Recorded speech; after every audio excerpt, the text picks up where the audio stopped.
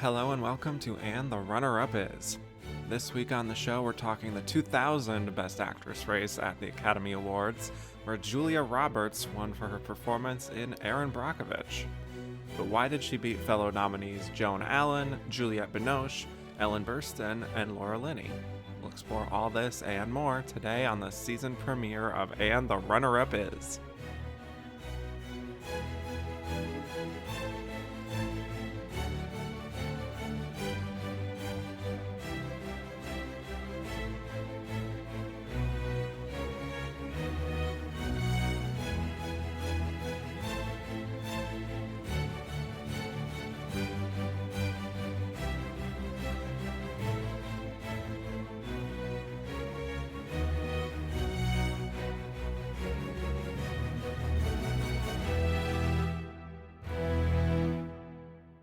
Hello and welcome back to the season premiere of And the Runner-Up Is. I'm your host, Kevin Jacobson, here to talk about the 73rd year of Best Actress at the Oscars, which covered the films of 2000. We'll be discussing how Julia Roberts won, why the losers lost, and who we think was the runner-up of this Best Actress race. And my guest today is a longtime contributor at Gold Derby, and it's been quite a while since he's been on this show. Almost as long as it took Ellen Burstyn to get back into the Oscars since the last time we talked about her. Welcome back to the show, Charlie Bright. It's wonderful to be back. Yes, it really is. I think this is going to be a fun lineup. I feel like this is a lineup that, for as long as I've known you, you've talked about and had passion for the nominees, and perhaps a snub or two that we might get to. So thrilled to have you on for this year. This is a great lineup, and it's a great lineup to discuss too. So I'm really excited for this. Yeah, absolutely. Well, before we talk about it, let's get into just Best Actress as a category. Charlie, my first question for you: what would you say is your favorite Best Actress win of all time? I still think Elizabeth Taylor's Who's Afraid of Virginia Woolf. I know it's probably a very not Butterfield 8. Fair enough. but she's so damn good in it. And it's chewing up the scenery in all the right ways. I adore that performance so much, and I think that's one of the best actress wins ever. I would also put up on there though. We talked about Faye Dunaway in Network several years back ago. In the day. Right. That's definitely one of mine. I love when they will go with comedies. So someone like Diane Keaton for Annie Hall, I think, is a great win. I think Charlize Theron's win for Monster is an all-timer for me, and I love Kathy Bates' win for Misery. I think that's an amazing win on her part, because it's something that's so unorthodox for the Oscars to reward. And if we go more recent, I would probably say Olivia Colman's win for The Favorite is one of my all-time ones, because I just think it's so crazy, and it was just I love that performance so much. Yeah, you gave me like a full lineup of winners there. Which is why you've come to the right place, because the people who do that tend to really love this category. You know what? I can't argue with any of those wins. I really can't. Even as an avowed Glenn Close stan, divorced from that, I can acknowledge that Olivia Colman win is pretty special. So I've matured since 2018. I understand that. That's what I'm saying. Thank you. Well, my other question for you on the flip side of that, speaking of some heartbreaking losses, curious, what would you say is your most heartbreaking loss in this category? I have to say one of the most disappointing ones, and it's not even necessarily for who was in the category. It's all the people that were left out. It was the 2019 Renee Zellweger's win for Judy. I don't understand for the life where this narrative came from that we need to give Renee Zellweger a second Oscar. I really don't understand where that came from.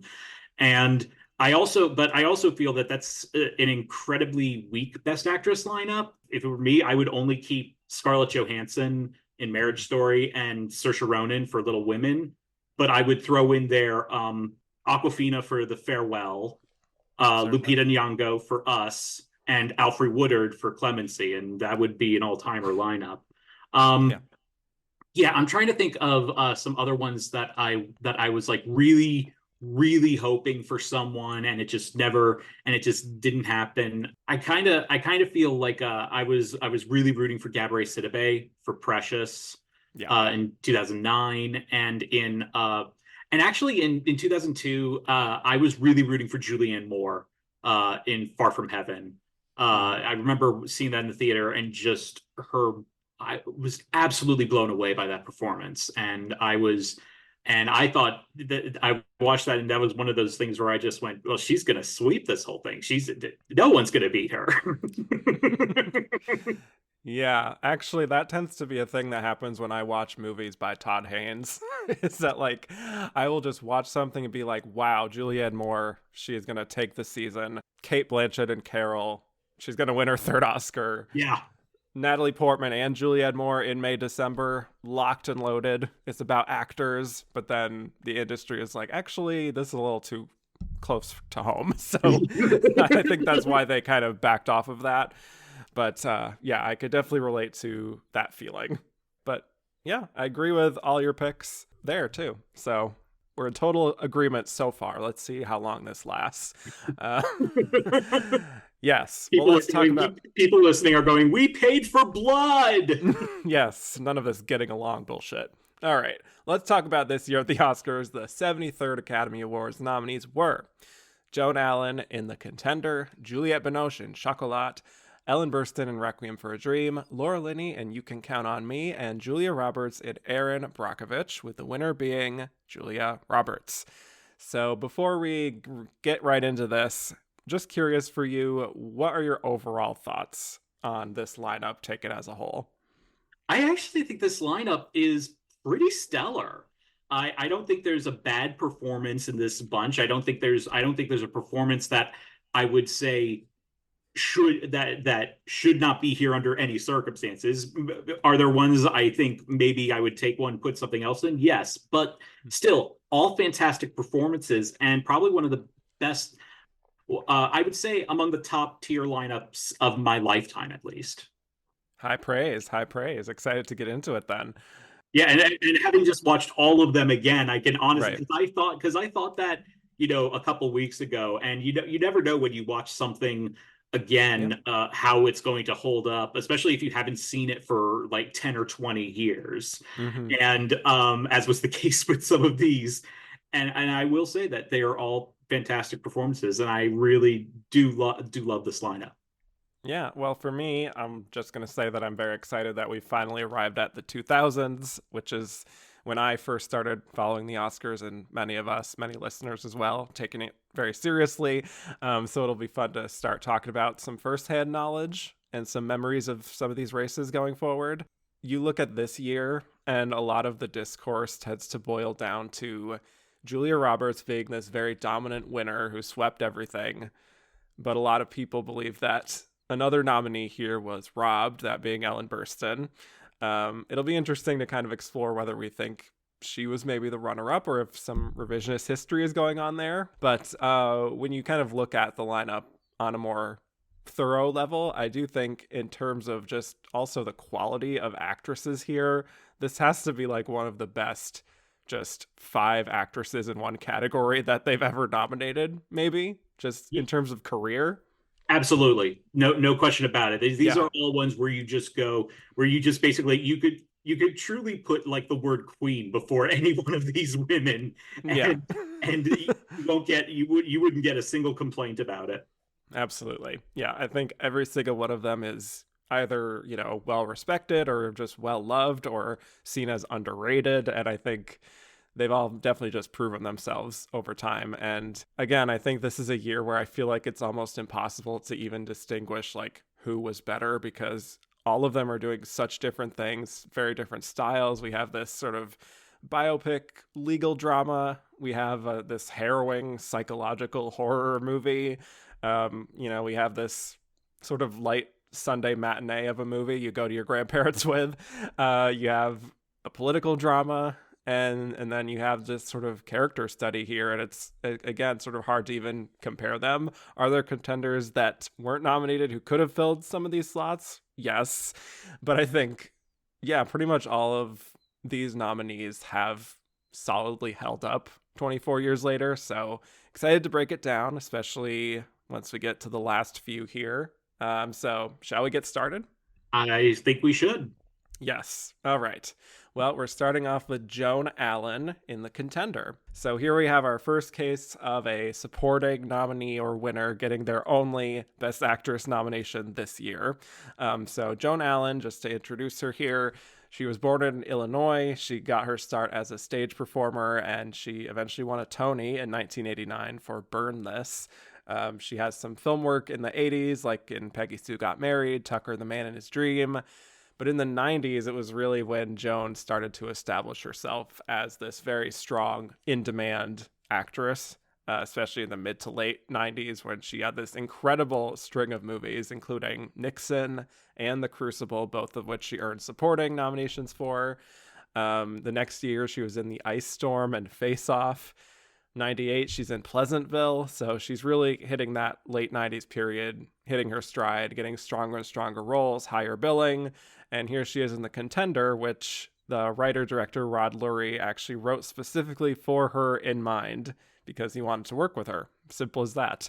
And the film was essentially inspired by Bill Clinton and the Monica Lewinsky scandal.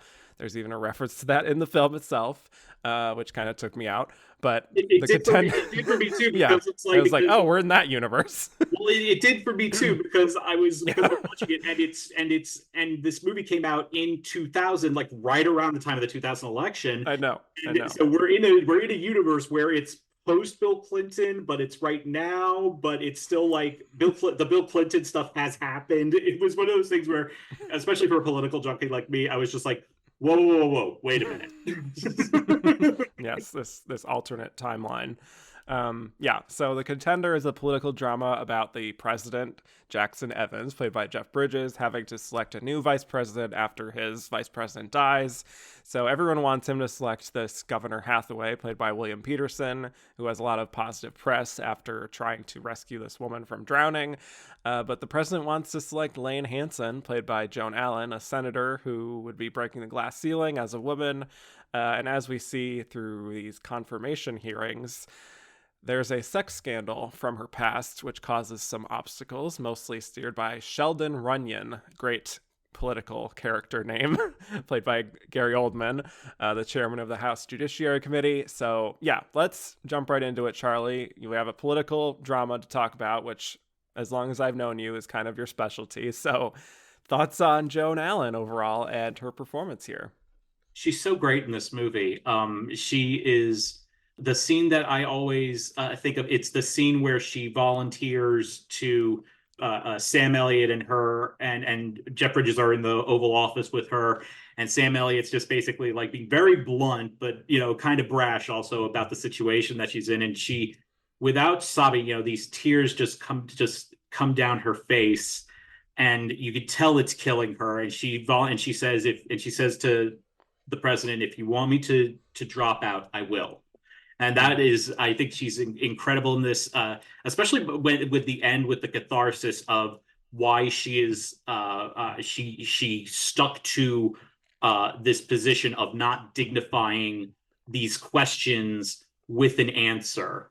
Because throughout a lot of the movie, it's frustrating because you want to go to her, you're yelling at the TV, going, "Fight back! For the love of God, fight back!"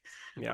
But I think she really nails it, and she also brings the humanity to the character. Like when we first see her, she's fooling around with her husband in her office. Yeah, her first scene is a sex scene. Yeah, so but I love a fun setup. That her and her husband are laughing during it, which makes me feel like that brings like the humanity to it. And then you also see like with the scene with her and her, because her character is a senator from Ohio. Her father, played by Philip Baker Hall, was the governor of Ohio, and there's a great scene with them together. And then there's also my personal favorite scene is the scene with her and Jeff Bridges on the lawn of the White House towards the end when they're at that party, and he finally makes the decision that he's going to truly stick with her. And she explains everything that happened. And I love the way that she's like, she understands like, okay, I'm telling this story to the president of the United States. but she's also just very matter of fact. It explains everything, and it's really I think it's really one of the true highlights of her of an extremely distinguished career that she's had. Yeah, I completely agree. I think just to generalize, I think Joan Allen is kind of like that actress who I think if you ask a certain group of cinephiles, especially those who love actresses, I don't want to generalize, but gays who love character actresses, Yes. I think she's just someone who people are like, oh, I love her. She's so underrated. And I don't know how many newer fans she has just because she hasn't actually been in a film since Room in 2015. So almost Oh 10 my God, I years. forgot she was in that. Yes, exactly. So, but I know she's done a few like limited series here and there, but hasn't really hit very much lately. But if you were around for that like late 90s, early 2000s period, I think she was right up there with some of the best actresses working at the time. I just love her steeliness, the way that she kind of like almost weaponizes her face to really like show what her characters are thinking, even when she's not saying anything. Just the precision she has, I think, in those kind of like housewife roles, like the Ice Storm, Pleasantville. I think she's so perfect. Oh gosh, But she's so then, great. yeah, but then you have this side of her where she did this, or like playing Pat Nixon, where just kind of the steeliness really works so well, and you could see why. Like, Rod Lurie here would want to craft a role for her that he knew she was more than capable of. And I think she really lives up to the challenge, and I love how she never kind of oversteps or make this like this obvious acting showcase. She's very restrained, and I think someone could maybe mistake that for being too subtle or remote or boring, but I think she just conveys so much confidence as this woman. Well, I think one of the things that actually makes that subtleness work is the fact that her primary antagonist is Gary Oldman in what I think maybe my favorite performance of his. I remember when I Very first saw good. the movie, and at the end when I saw it was Gary Oldman, I went, "No, no, that was him." The way he chews the scenery, being so malicious in everything he Mm-hmm. does, I think that the contrast of that really Yeah. helps, and I think really comes through really well for her. And I would also throw in, it was a crime that I feel it was a crime that she didn't get nominated a couple years later for The Upside of Anger, which she is amazing and she's so good. And it was so good, so fun to see that steeliness used in a comedic sense. Mm. So to any of your listeners, if you haven't seen The Upside of Anger, seek that out, man, because she's fantastic. Kevin Costner is also pretty great in it too. That is unfortunately a blind spot for me still that I wish I could have watched it before this because I wish I could co-sign that, but everyone I know who's seen it will absolutely agree on that. I will say what's interesting about the Contender is I realized as I was watching the credits that it was actually filmed here in Virginia. It was filmed in Mm. Petersburg, which is outside of Richmond, which is about an hour and a half away from me. But there's a scene where I think it's the first scene where Gary Oldman and Christian Slater meet, and they're walking around, and I'm looking at it, I'm like, that's not the Capitol. I'm like, well, that's not the Capitol. And obviously I'm like, okay, it's a set. But then I was like, no, that's the Virginia State Capitol that they were in. That they were because I recognize some of the statues that were in there, and I'm just like, hey, it's my world. You're coming into my world. And also when Jeff Bridges gives his speech to Congress, that is the chamber of the Virginia House of Delegates. Oh, you're Yeah, like, that's my home. yeah, exactly. I've been like the gallery. I'm like, I've been up there. I've been in groups that have been recognized up there. Right. That's fun. Yeah, but she is, I think what makes this great is that she does just seem like the kind of politician who you would kind of just feel compelled to follow or vote for because she just has such a calm demeanor, but she's grounded. And it's like there's a sense that she hasn't been corrupted yet.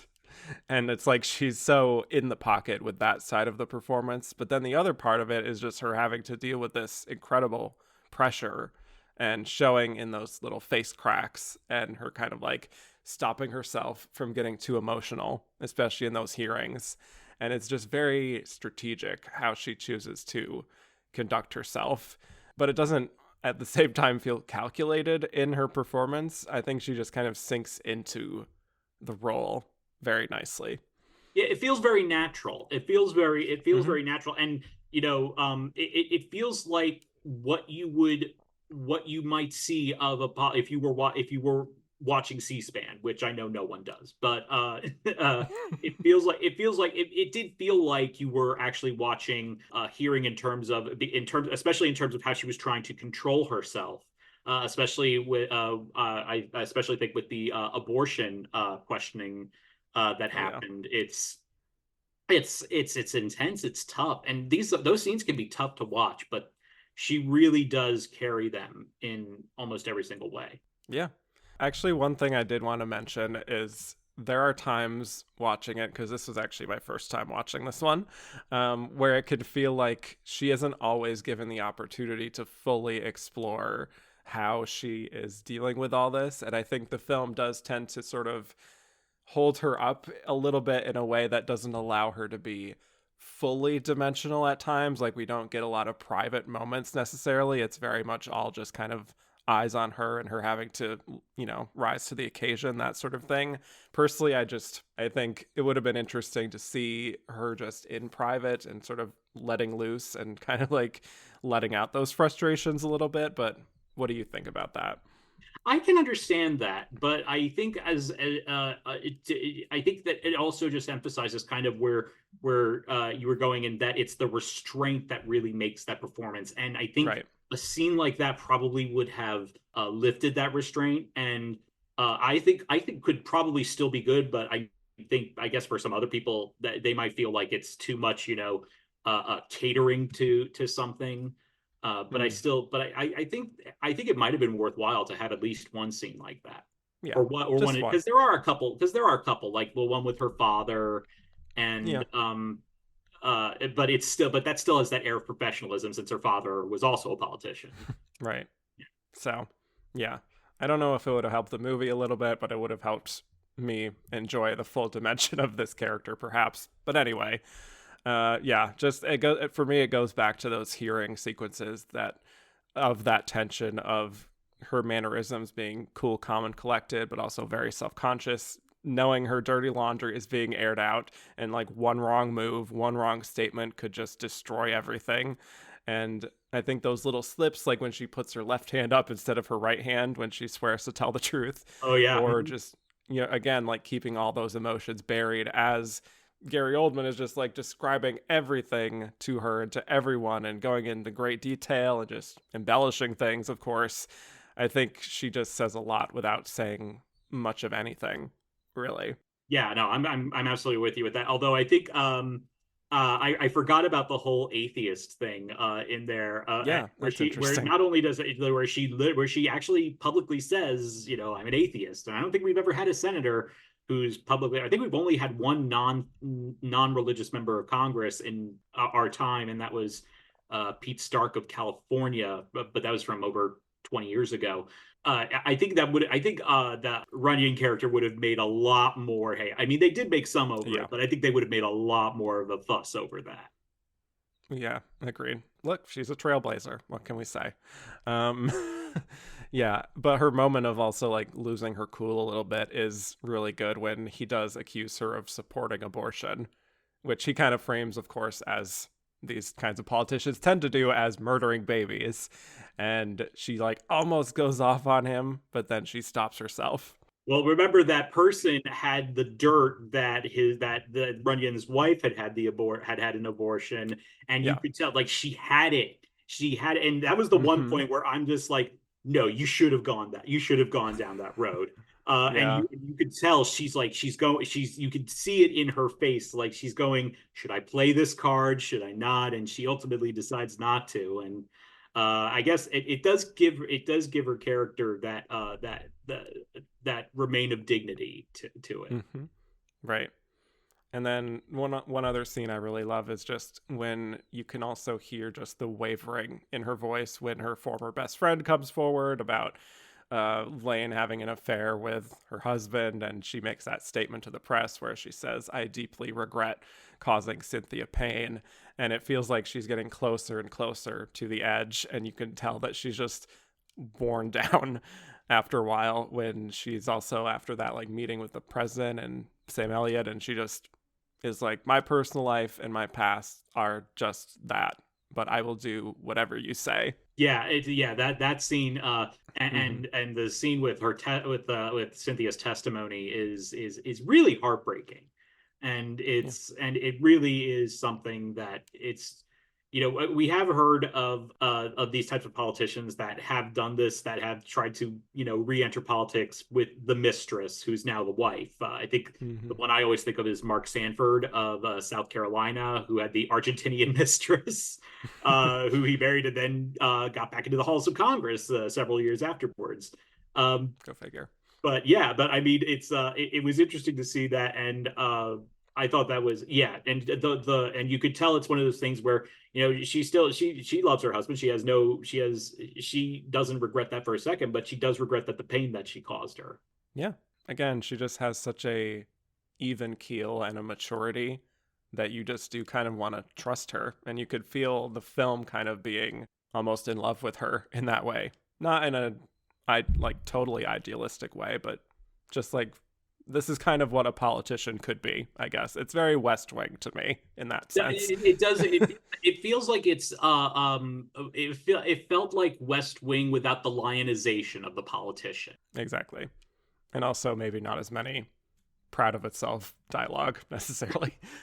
But that's another issue. That's its own thing. Yeah, I know. But look, the politics were we were doing a lot of that in pop culture in the year 2000. A lot on our minds. But yeah, just again to go back to that closing statement, I think she really, like, for as cheesy as some of that is, with like we have the swelling strings and everything where she's making her speech, she's still so good. Just her very even-handed approach to it, and saying, "My church is this very chapel of democracy." She even makes a line that feels kind of writerly, feel like it actually comes naturally from her. So Yeah, no, absolutely. I'm completely with you on that. yeah.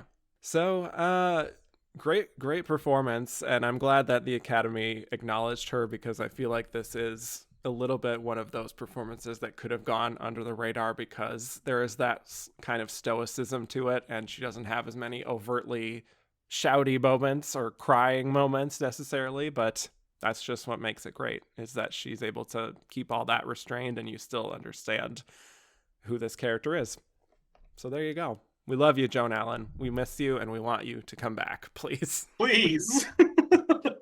All right. Let's do a hard pivot to our next nominee here, Juliette Binoche in Chocolat. All right. So Juliette Binoche, one of the most celebrated French actresses, born in Paris. She got into film in the early 80s, and she broke through as a leading star in the film Rendezvous in 1985, which she earned her first of quite a few César Award nominations. Her first English language film was The Unbearable Lightness of Being, which also co-stars Lena Olin, who was in Chocolat with her. She continued to rise in the 90s with Wuthering Heights, Damage. She was in Three Colors Blue, winning a César Award for that. So eventually she is, of course, in The English Patient, which we talked about last season, and she wins an Oscar for that, and a bit of a surprise at supporting actress. Lauren Bacall's dismay. Yes, exactly. And to the many Barbara Gays of the world. So she's recognized not only for her acting talent, of course, but also her beauty. So, her star is continuing to rise through the late 90s. And here in 2000, she's in Chocolat, she's in Code Unknown, and she's in The Widow of St. Pierre. So she is really thriving. And just like Joan Allen, things are just going really great for Juliette in this particular period of time. So, Chocolat is Lasse Hallström's follow-up to The Cider House Rules from the year before. It's based on a novel about a woman named Vianne, played by Juliette, who goes with her daughter to a French village where she opens up a chocolate shop. It's 1959. The villagers are repressed, mostly because of their traditional values and their religion. But Vianne opens up people's minds and hearts and sort of unlocks their inner desire through her chocolate.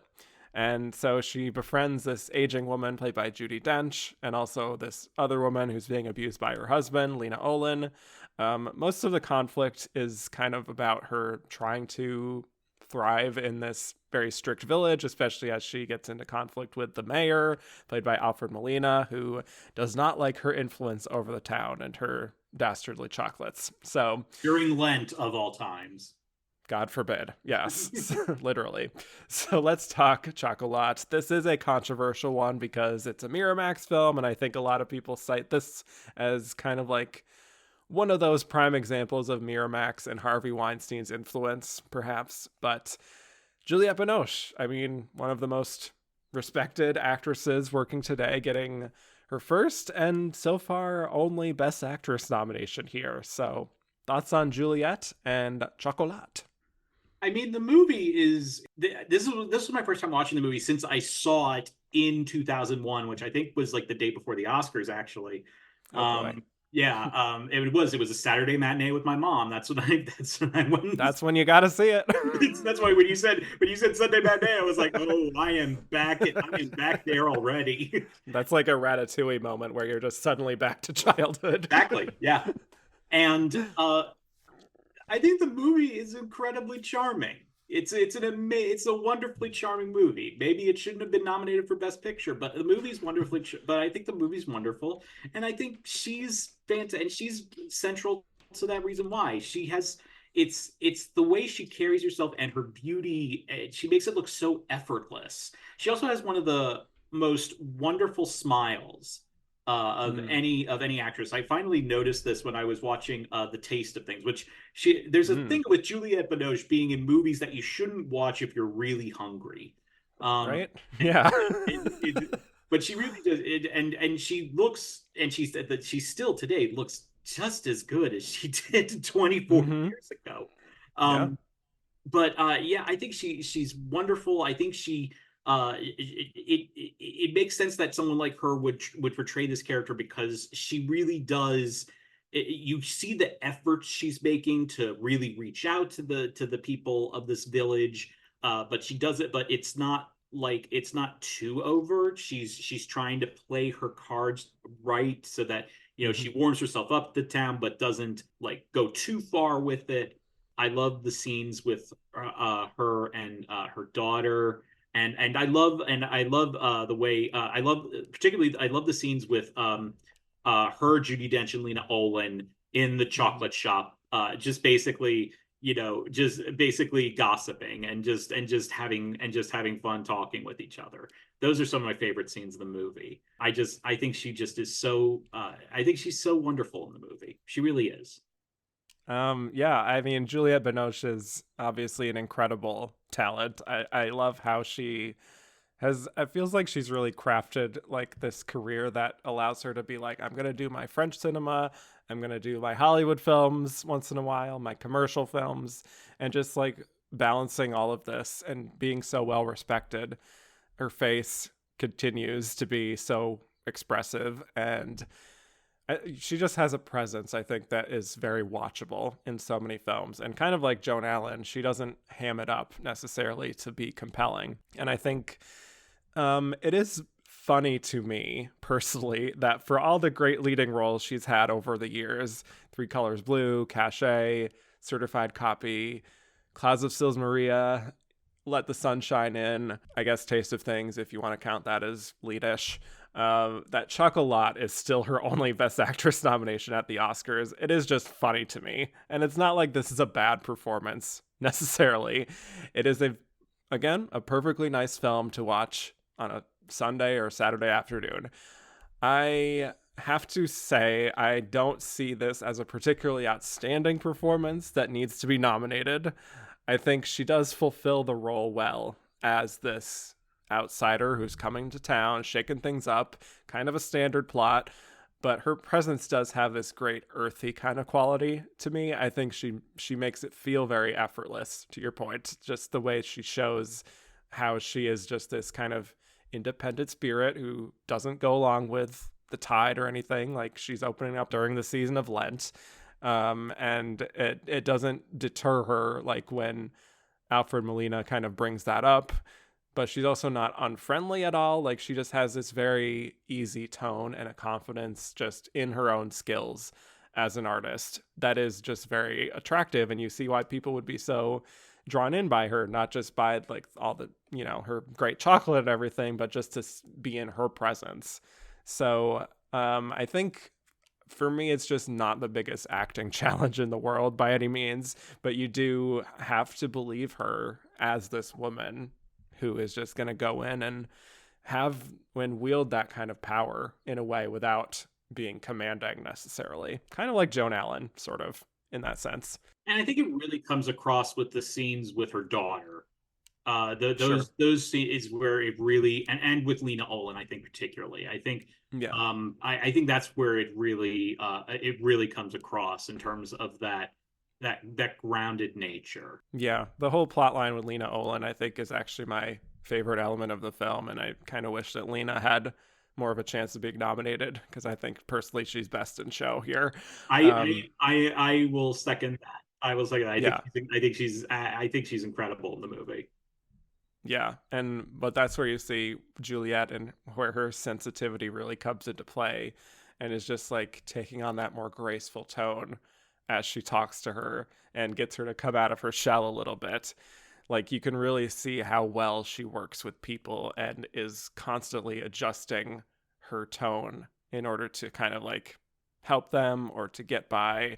And even when she's in conflict with Alfred Molina, she doesn't let it like raise her hackles or anything. Like, it's just going to do her thing and just be that calm and steady presence, which is what this town ultimately needs. So Also, shout out to I think his name is Hugh O'Connor, who plays the priest in the movie. I think mm-hmm. I was going, okay, original hot priest. All right, I could dig this. Yeah, it had been a while since I'd seen this, so I would agree with that. I kind of forgot about that part of it. And I think Alfred Molina is also really good too, to be Oh yeah, honest. no, I think he is very he's so good at these kind of roles. he has a very good time playing the villain and in Yeah. a comedic villain, and it's really really fun to watch. Yes. It's very much tapping into the whole thing of like the mayor of Footloose wanting to ban music kind of thing, where it's just like, we Yes. cannot have chocolate ever. Get away from me. And then, of course, he indulges in it once he finally. Well, it's also Yeah. one of those things where you're like, where like halfway through the movie, I went to myself, wait. This is France. This is France. You're honestly telling me they have an issue with chocolate? No, what It's can like I say? the only way it could be more absurd is if it was Switzerland. Fair point. I don't know. I don't have anything to add to this, but I just want to say that I wrote down this as a note. I just love the way she says to Alfred Molina, "Can I interest you in some nipples of Venus?" Yes, yes. Nothing to add to that. Just want to say that's a fantastically delivered line. Well, of course, when I heard that, all the other thing I could think of was F. Murray Abraham and Amadeus when because that's the candy he offers to Mozart's wife, and she chuckles because Right. it's such a naughty name. There you go.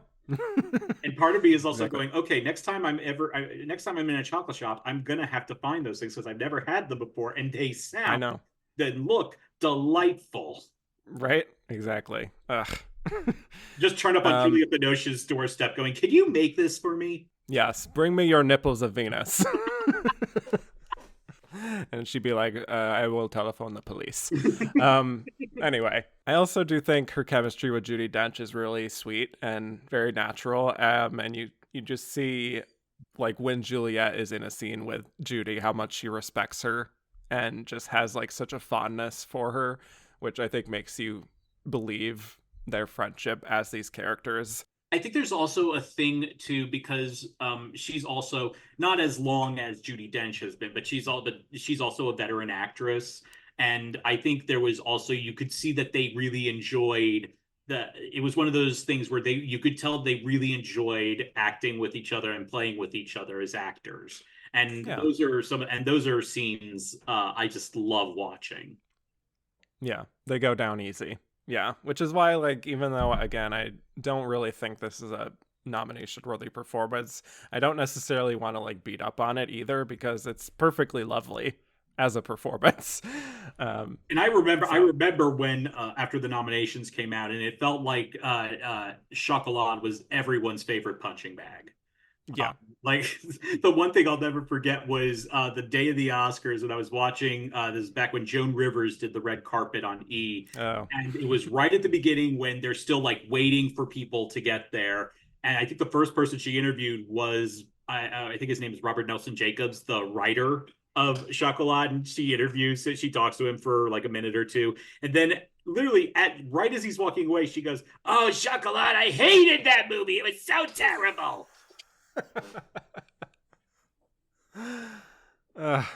Speaking of another Joan I miss, Joan Rivers. At least she has a valid excuse for not working anymore. Fair, but just generally, we miss you, Joan. Um, do you want to talk at all about the Johnny Depp here? I forgot that his character was Irish. I forgot that his character. I completely forgot about that. So you don't think Johnny Depp plays a believable Irishman? I thought the Irish accent was decent. I thought it was that's fine. And it didn't feel like he was going like because with like an Irish accent is one of those accents where you can really go into it and it feels like okay, you can dial it back a bit. But I thought you don't have to. He got that just right, and he was charming, and he was charming enough, you know. And it was weird to see. It was funny to hear the daughter refer to them as pirates, and then I thought to myself, oh wait, this is 3 years before Pirates of the Caribbean happened. So it's like one of those fun little eerie foreshadowing moments. I think they're in the same universe. I think that's canon. I choose to believe that. So anyway, my point is Juliette Binoche in the next Pirates of the Caribbean. Anyway. Yes. Sure. But I think, they have a nice chemistry, her and Johnny Depp. I think I like how she communicates some of the nervousness of like getting close to someone because she is that independent kind of person and she's kind of letting loose and having some fun with him. And they have this conversation where it feels like, for me, Juliette is finally getting something a little more substantial to do, where she talks about their sort of, her and her daughter, their lifestyle being very nomadic and how her daughter kind of hates not having a place to call home because they move around so much. I like that we do get that because sometimes it feels like the film isn't always invested in her as a person so much as how she functions for everyone else. So yeah, that's a nice quiet scene where she shows why she's one of the greats. Absolutely. For me, at least. So it's a lovely little performance that I think is a little forgotten in this lineup full of heavier hitters, you could say, but one that is perfectly charming. And there's nothing overtly wrong with it. It's just something that sort of sticks out in this lineup for me personally. Yeah, I'm pretty much on the same level with that. Yeah. So do you have anything else on Juliette? No, I don't have anything else on Juliette. Well, it's time for another hard pivot. If you're ready, strap in, because it's time to talk about Ellen Burstyn in Requiem for a Dream. Truly, the transitions, like, I cannot make clean ones with this episode. No, just abandon all hope on that one. Yeah. So Ellen Burstyn getting her first Oscar nomination in 20 years. We last talked about her with Resurrection back in 1980, so big break. In between, she keeps pretty busy, but she actually does quite a bit of television. She's doing some TV movies. In terms of feature films, not as many critical hits or audience hits even. Things like When a Man Loves a Woman, How to Make an American Quilt, Babysitter's Club, Playing by Heart. Movies that some people watch and enjoy, but not really hitting the peaks of the 70s and 80s era for Ellen. So, but then Requiem for a Dream was really this feeling that she was back to the kind of quality that she had in her prime. So just a little behind the scenes here. She actually turned down Aronofsky's script when it was first offered to her. She thought it was too depressing. Fair. But after she watched Pi, his first film, she decided, maybe this guy has some stuff to him. Maybe he could pull this off. Worth noting here that Faye Dunaway was offered the part too, but she turned it down. I cannot even imagine what that version would look like, but Yeah, I think campiness would. I think that would be campiness in the dictionary. yes. But anyway, Ellen obviously takes the part. It was a huge commitment for her. The film is about four people living in New York. Sarah, played by Ellen, is a lonely widow who gets excited when she's offered a chance to be on television, and she resolves to lose weight so she can fit into her favorite red dress. And she turns to diet pills, amphetamines actually, to help her lose the weight. And as time goes on, the pills become less and less potent. She becomes addicted and starts to pop multiple pills at a time, and it gradually causes her to lose her grip on reality. Also in the film, we have Jared Leto, Jennifer Connelly, and Marlon Wayans. Jared plays Sarah's son, Harry. Jennifer is Harry's girlfriend, Marion, and Marlon is Jared's friend, Tyrone. All of them also become addicted to drugs themselves, but most of their storyline is separate from Sarah's, so we don't have to delve into that too much if we don't want to. But here we go. Ellen Burstyn, Requiem for a Dream. This is a big one. Charlie, thoughts on Ellen Burstyn, the great Ellen Burstyn, and her very, very, very committed performance here? In 2010, when I decided I was going to make a list of my favorite of the best performances of the aughts of the first decade of the 21st century, it was a tough endeavor, but for me there was always no question for me that Ellen Burstyn's performance in Requiem for a Dream was my number one. Wow. It was I think it's extraordinary to watch. You really feel like you're watching someone truly losing their mind. There are two little lines I love that she has that really just make me go, like, I really believe, okay, this is an old Jewish widow in Brooklyn. And the first one is, okay, if this is red, what's orange? I love that. The sass. Yes. I love that line so much. And then my other one is Yeah. when Jared Leto comes to visit her and he goes, what pills are they giving you? And she goes, I'm Sarah Goldfarb, not Albert Einstein. That's like I love the delivery of that. It's just Yeah. but even as I was watching this, and I had seen I'm one of the weird people that maybe the weird person that watched that film multiple times. I bought it on DVD, in the early 2000s, so I watched it several times. There were still things that I hadn't noticed. I didn't notice like the extent of like the gradual appearance of her teeth grinding.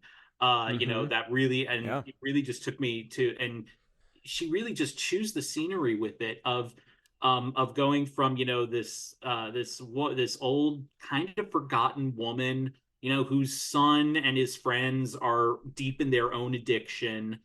And that's the weird thing. Aronofsky has always said that it's not a film about drugs; it's a movie about addiction. Because even before she's with diet pills, she's kind of addicted to television, and just and having that in lieu of connection with her son and with her neighbors in the building. But I think she really just nails it. It's something where you see it where you want to feel good for her, but at the same time it's just immensely heartbreaking. And then by the time it gets to that final, what is it, 10-15 minutes of the movie, where it could feel so easy that it could just be a performance where you could say, oh, she's just hamming it up.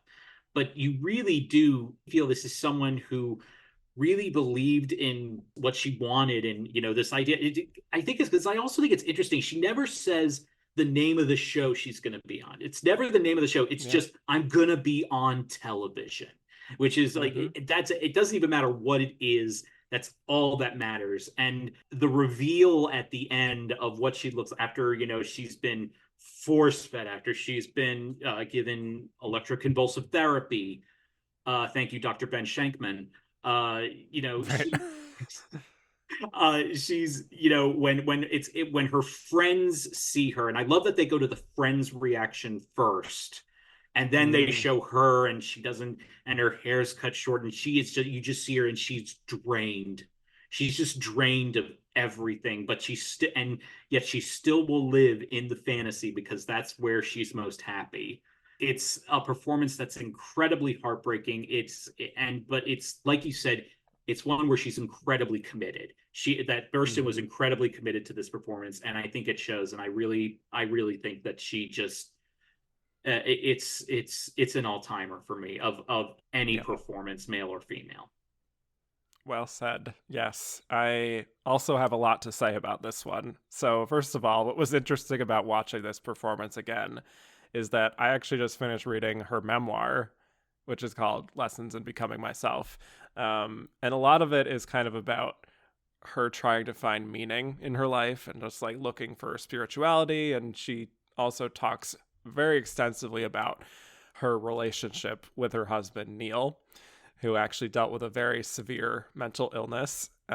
He was schizophrenic and violent, and that just got worse and worse over time. Oh my And goodness. they divorced, but he would still show up in her life and just became a danger to her and her son. And she talks about her very complicated feelings towards him of seeing someone that she loved really spiraling in that way. And I think reading that and knowing the context just makes this performance all the more shattering to me, honestly. I think this is an astonishing performance and a role that asked a lot of her, especially knowing what she had been through of losing someone, not necessarily to drugs, but just losing someone, having that person lose their mind, essentially. I think, and she really just sheds all vanity with this performance and is really showing the impact of drug addiction when it spirals out of control. And what she goes through in this, like, again, even if it's not exactly what her husband went through, the idea of just losing your grip on reality is something she had such direct experience with. And I think she infused all of that into her performance. I think it's very vulnerable, and I think it comes from a place of someone who's really been through the ringer in her life, which she really had been. And she finds this way of, she just gets into this lonely woman's mindset who has her friends, but she's not necessarily that close to them. She has her son, who, like the first scene of the film, we see him stealing her TV. So that's not a great start. Her husband's Which he dead. does all the time, apparently. Yes, right. And she is just existing at this point. She's not even really living. And I think Ellen just does all of that without making her feel like she is kind of self-pitying or pathetic necessarily. Like Mhm. you can tell that Ellen has a lot of sympathy for Sarah, and you do feel for her. And I also think there are so many moments for her to be broad and kind of showboating, but she does keep it grounded in a way as possible within the confines of this very, very harrowing story. You just feel like you've been through it with her after a certain point. Yeah, well, I mean, the other thing that I think one of the most astonishing, and it is a scene I remembered, but for watching it again this time, it really stuck out to me. It's the scene where she's just started the eggs and grapefruit diet, which I love the scene where Mm-hmm. she's looking at the guidelines in the diet book, and then the grapefruit's gone, the eggs gone, and the coffee's gone, and she's Yeah. like, "Oh, what am I going to do now?" Now But what? it's Right. when she's sitting in her chair in front of the TV, and it's one of those great Aronofsky split screens where it's her on one side, but then it's the fridge on the other, and it looks like the fridge, everything's blurring, like there's a Mm-hmm. fire or something, and the way she keeps on like looking at it, like she's trying to concentrate too, but she can't stop looking at it. As I'm someone who's dealt with a lot of weight issues myself, so I definitely get that. It was interesting. I was telling you before that it was interesting watching this movie because I am on weight loss injections, and it was interesting watching this movie with the whole idea of diet pills, and because like for the longest time I actually thought to myself, man, if I could get my hands on some of those, I would use them, but I wouldn't turn into that. Right. Yeah. Yeah. So Yeah. it Don't was go just to the doctor that's in this film by any means. and that's another thing that I think is really interesting. Like the scenes with the two scenes that we have where she goes to the doctor. Notice the doctor never looks at her. never Doctor even never even takes acknowledges a her. look at Yeah, her. Yeah. yeah. And like I do love but like the second time she goes, when she's really like deep in the paranoia and everything, the way she's just looking around at everything and going, everything's out of place, Mm-hmm. it's I mean, I really, I can't echo more than what you said. I think she's incredible. I do think that we lost a Best Supporting nomination for the refrigerator, because that's one of the best villains I've ever seen in a movie. Yeah, yeah. Right up there with Anton Chigurh. Yes, Just yeah, terrifying. and Hal 9000, put that Yep. right up there. Also, I will say, Ay, ay, ay. the one thing I find that besides Ellen Burstyn's performance with this movie, this was the first thing I ever saw Keith David in. Uh, Oh my God. Yeah, I think me too, honestly. This is kind of like how I knew him Yeah, for exactly. that. And so whenever I would see him or hear his voice, all I could think of is, I'm Little John. And that close up on his mouth. Yeah. Yeah. Oh God. It's just like, oh Hmm. God. When he seems like Yeah, the nicest person on the planet. of course. Yeah. Yeah, it's a lot. It's a lot for many angles. But when she also, just to speak to your point about just her trying to commit to this egg and grapefruit diet at first, when she tells her friends like it's not so bad, even though like she's already struggling with it, I think that is very real. Just like that self-delusion that she can commit to this diet, especially when this easier alternative is offered up to her on a silver platter, and she just gives into that temptation because that is, I mean, for me struggling with like health things, it's Mhm. just like you want to just turn to this one magic bullet that you don't have to work too hard for, and that can just magically solve everything. Absolutely. And like when she said, when the one woman goes, how long have you been on? And she goes, all day. And then they're Yeah. going, all day, that's it. Hmm. Right. Eesh. Yeah, well, we have to talk about the scene where Harry goes to visit her, Uh and yeah. she's so elated and she keeps throwing her arms around him, and she's just clearly starting to already exhibit some of the behavior of drug addiction and just the manic energy, the moving around of the jaw, and her becoming kind of defensive when he's like starting to suspect that she's maybe on something. Some of that I think could have been very mannered and over the top, but for me, she does make it feel real, especially when she says, I'm somebody now. Everybody likes me. Yep. You know, Yeah, she it's, really nails it in terms of like she's finally found meaning. But it's mm-hmm, also it's also because she's also she doesn't, her character I'm sure doesn't realize it, but she's also putting on display, what has happened, because partly because Harry has been so withdrawn and has been so removed from her life and has been in his own downward spiral that he's getting into. But yeah, it's one of those things, when she says, I'm old, I don't have much to, like she's saying, I don't have much, and this is what I got. And it's one of those things where it breaks your heart, and it's all in her delivery. And like you said, when she goes, I'm somebody, everyone likes me, I have the mm, best seat out front with all the oh, yentas and their sun tanning and whatever. right. Yeah. That whole thing where she really is getting into her feelings about being alone and missing her husband. Just, yeah, that line reading where she says, I'm old. Just, I think it rips right through you. Like, just the level of vulnerability she gets to and saying, now when I see the sun, I smile, And just like when she does kind of take on that more optimistic tone, just the kind of like dichotomy, the dramatic irony there is very affecting. It gets me every time. It really does. It really does. Yeah, yeah. And her after that just kind of like swaying in her apartment, and she has the white makeup on and the red lipstick and just is fully in a daze. A little bit reminiscent to me of like a Betty Davis and Whatever Happened to Baby Jane. I'm just gonna throw that out there. But when she starts just like popping like 4 pills at a time, Yeah, when she went, I just love that. I love the way when she first starts taking more than the prescribed diagnosis, because it has that they have the sound effect of each pill hitting the hand. So the first pill hits, and then you see. I love the way you see it, and she's like calculating, going, but what if I do this? Mm-hmm. Maybe this would work. And then she puts another one in there and then pops it up. Someone who's very underrated in this movie is Christopher McDonald. Christopher McDonald Yeah, as the Tappy Tibbins character, who was sure. created wholly for this movie. He's not in the book at Mm-hmm. all.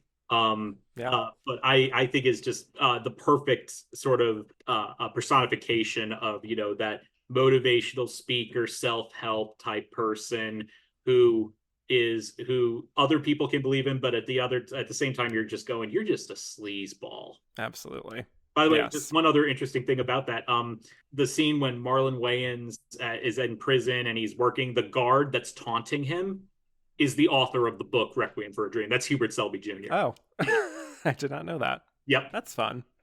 What a fun role for him. Uh, yeah, but I don't know, just the way she gradually unravels over time. It's actually weirdly, it's kind of sounds dumb, but just like on previous watches, like when I was much younger, I don't know if I even fully recognized how much weight she loses over the course of the film. Like she obviously has a very gaunt expression on her face and she looks much different than she did in the beginning. But like, I was reading all about how she put on a fat suit and like had to go through many different, stages throughout the film, and she lost weight herself for the role. But I think that just is very gradual in the way that that's portrayed. I guess it goes to how many times I've watched this back, when I was, back when I was younger and I had first gotten the DVD. But it took me several watches before I really, before I really realized, oh, the real transformation. Like I noticed how thin she was, but by the end of the movie, but really it took until like maybe the third or fourth time I had seen it that I really noticed like the before, like how she looked Right. beforehand, and the true and the true arc of that transformation that she goes through, Mm-hmm. and it really is incredible. But it's not the whole thing. That's the thing that I think is great about the performance. It's not, Right. for so many people, for so many performances, it's just the transformation is the performance, but that's Mm-hmm. not this. That's not No, this at I agree. all. And Right. yeah, she just very much nails it. And I always think that she was younger when it was, but she was in her late 60s when she Yeah. did this role. Right.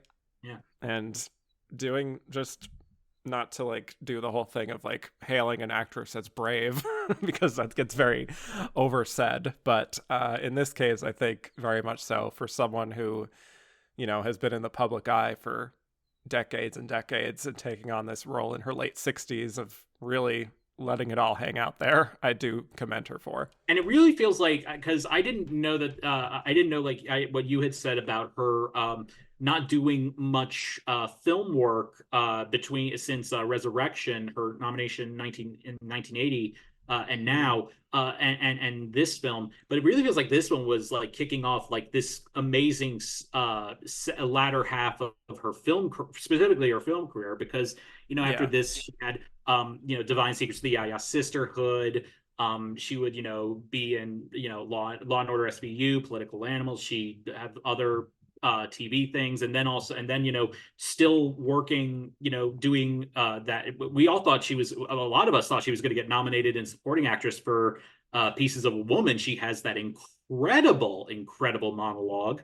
Mm-hmm. Um, about surviving the Nazis, and it's Yeah. I mean she's and Which I just apparently think she improvised, by the way. and I think it just shows that she really is, I think, one of the best actresses we've had in our time, in our Yeah, or any time. She really is a totally. true treasure.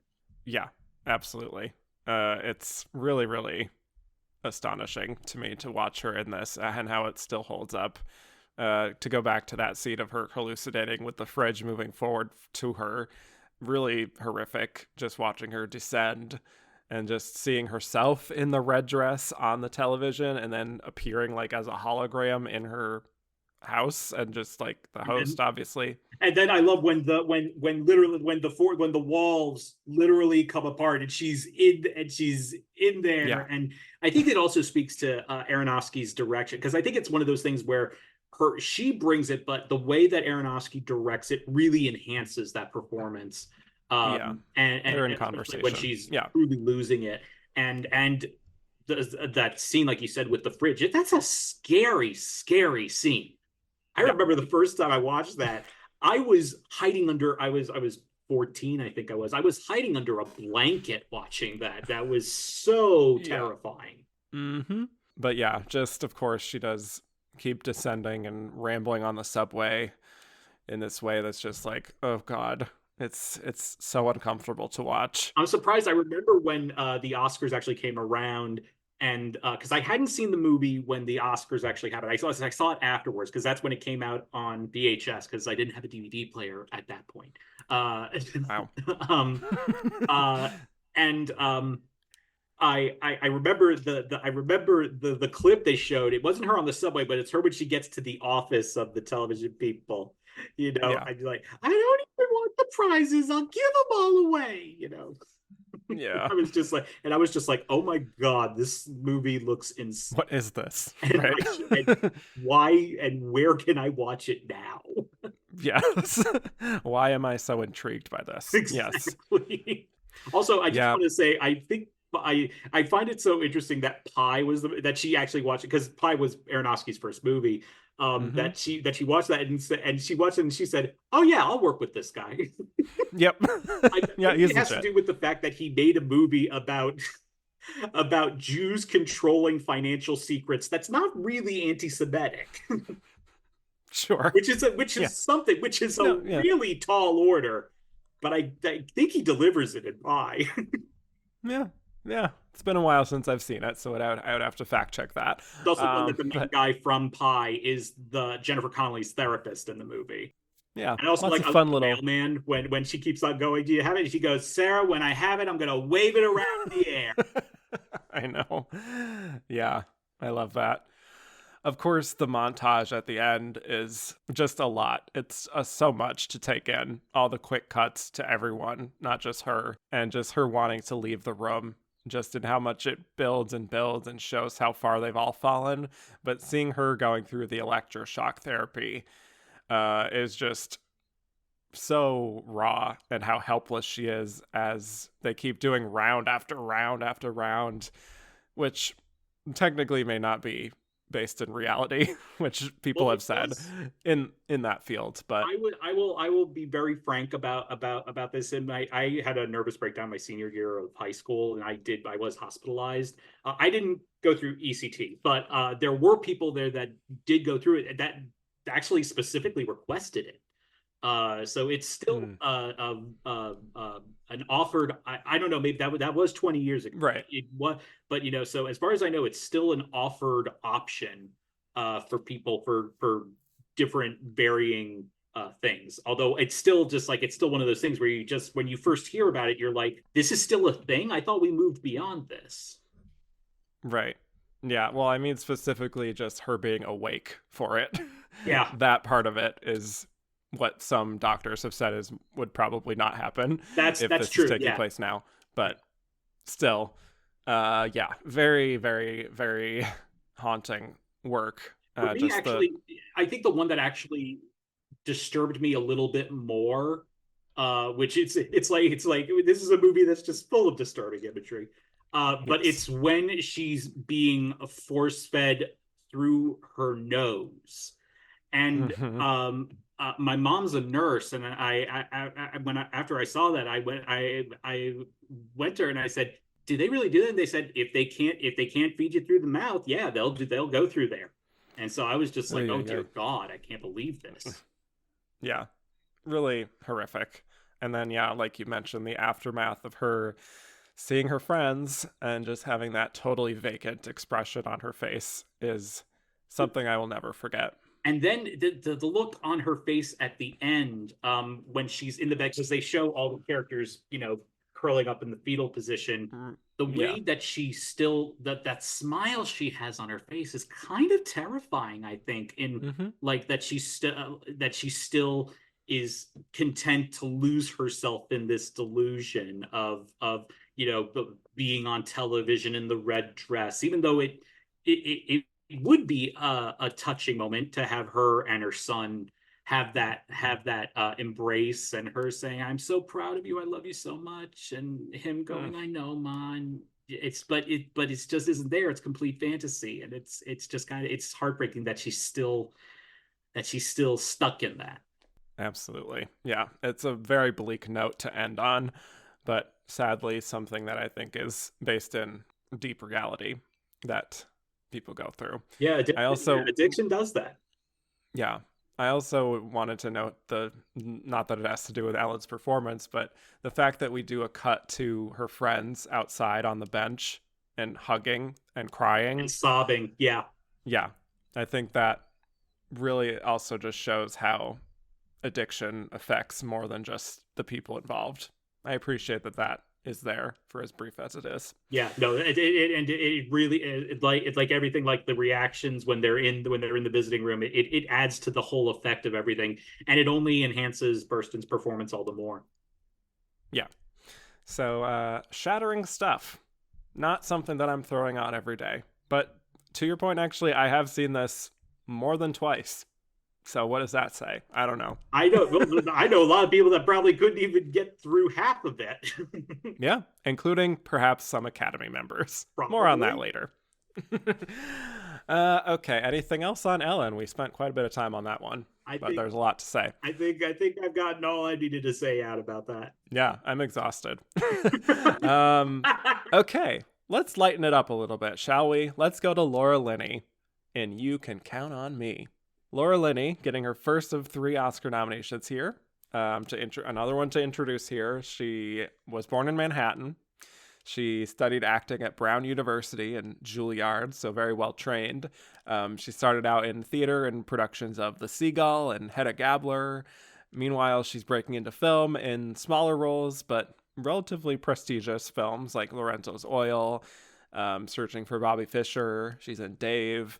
And in the late 90s, again, she's another one where she's getting a lot of momentum in the late 90s and getting better roles in films like Primal Fear, Absolute Power. The Truman Show was huge for her. Oh yeah, yep. I think that's the first thing Yeah, I saw her in.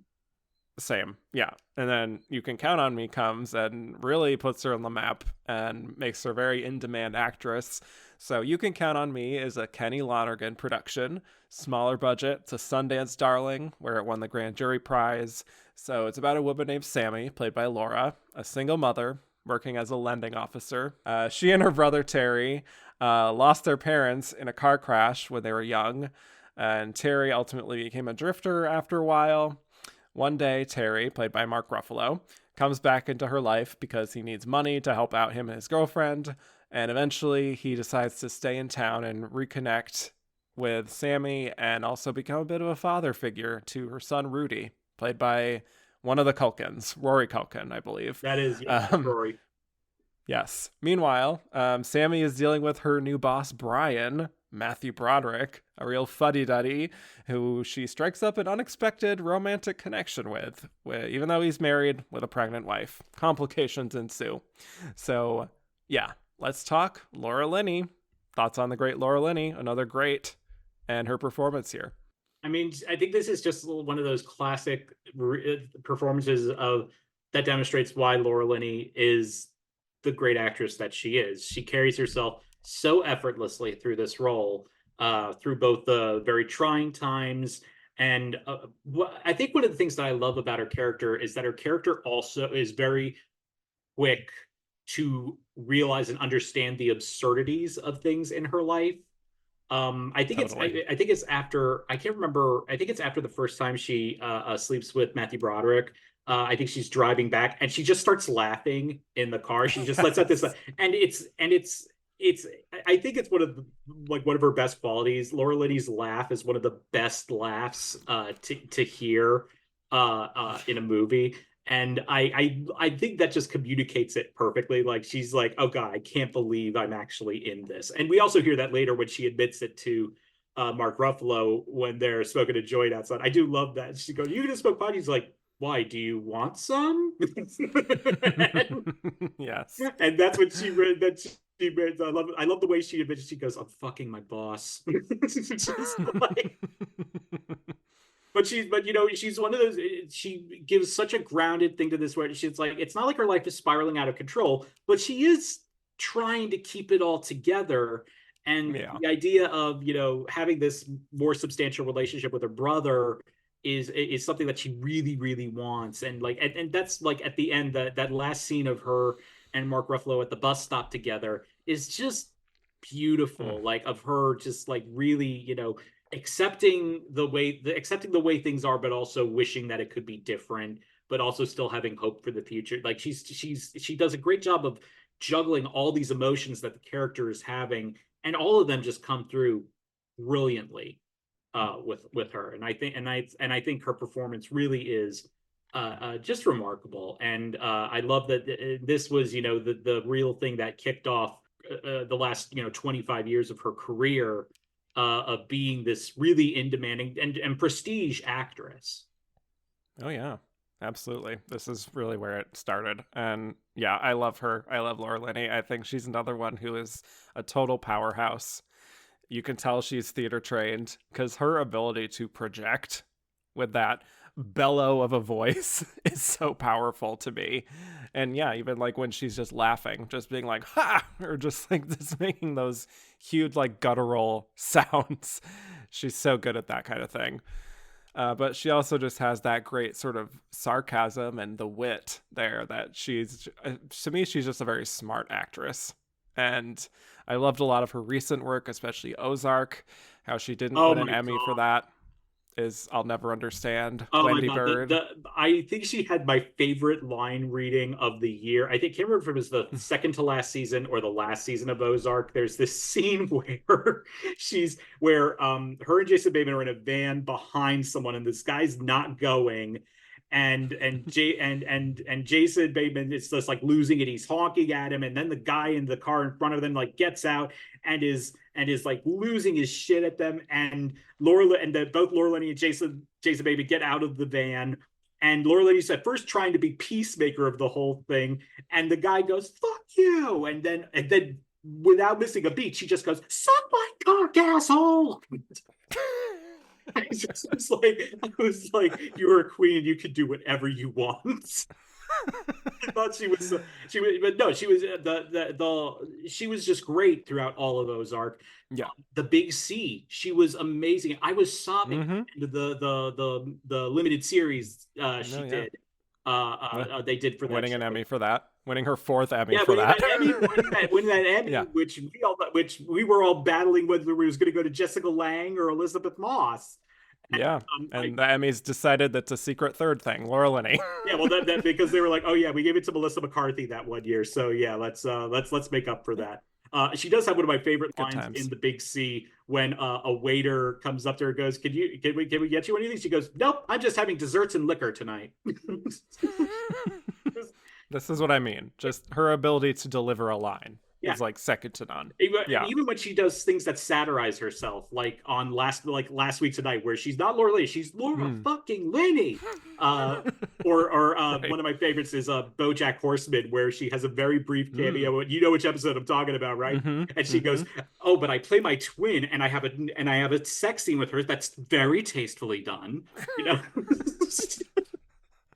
she's just Yeah. wonderful. And She's the we best. should also say, this movie was, really, I think, the introduction for Mark Ruffalo in so many ways. Oh yes. Yes. I can't believe I forgot how insanely gorgeous young Mark Yeah. Ruffalo it was in that, because I was Incredible. when I was watching it a couple of days ago, I was like, oh, that's right, I fell in love with him watching this movie. I was like, who is that? He is Yeah. gorgeous, and I can't believe it wasn't It's too much. it wasn't truly. I can't believe it wasn't for another 11 years before he earned his first Oscar nomination. Yeah.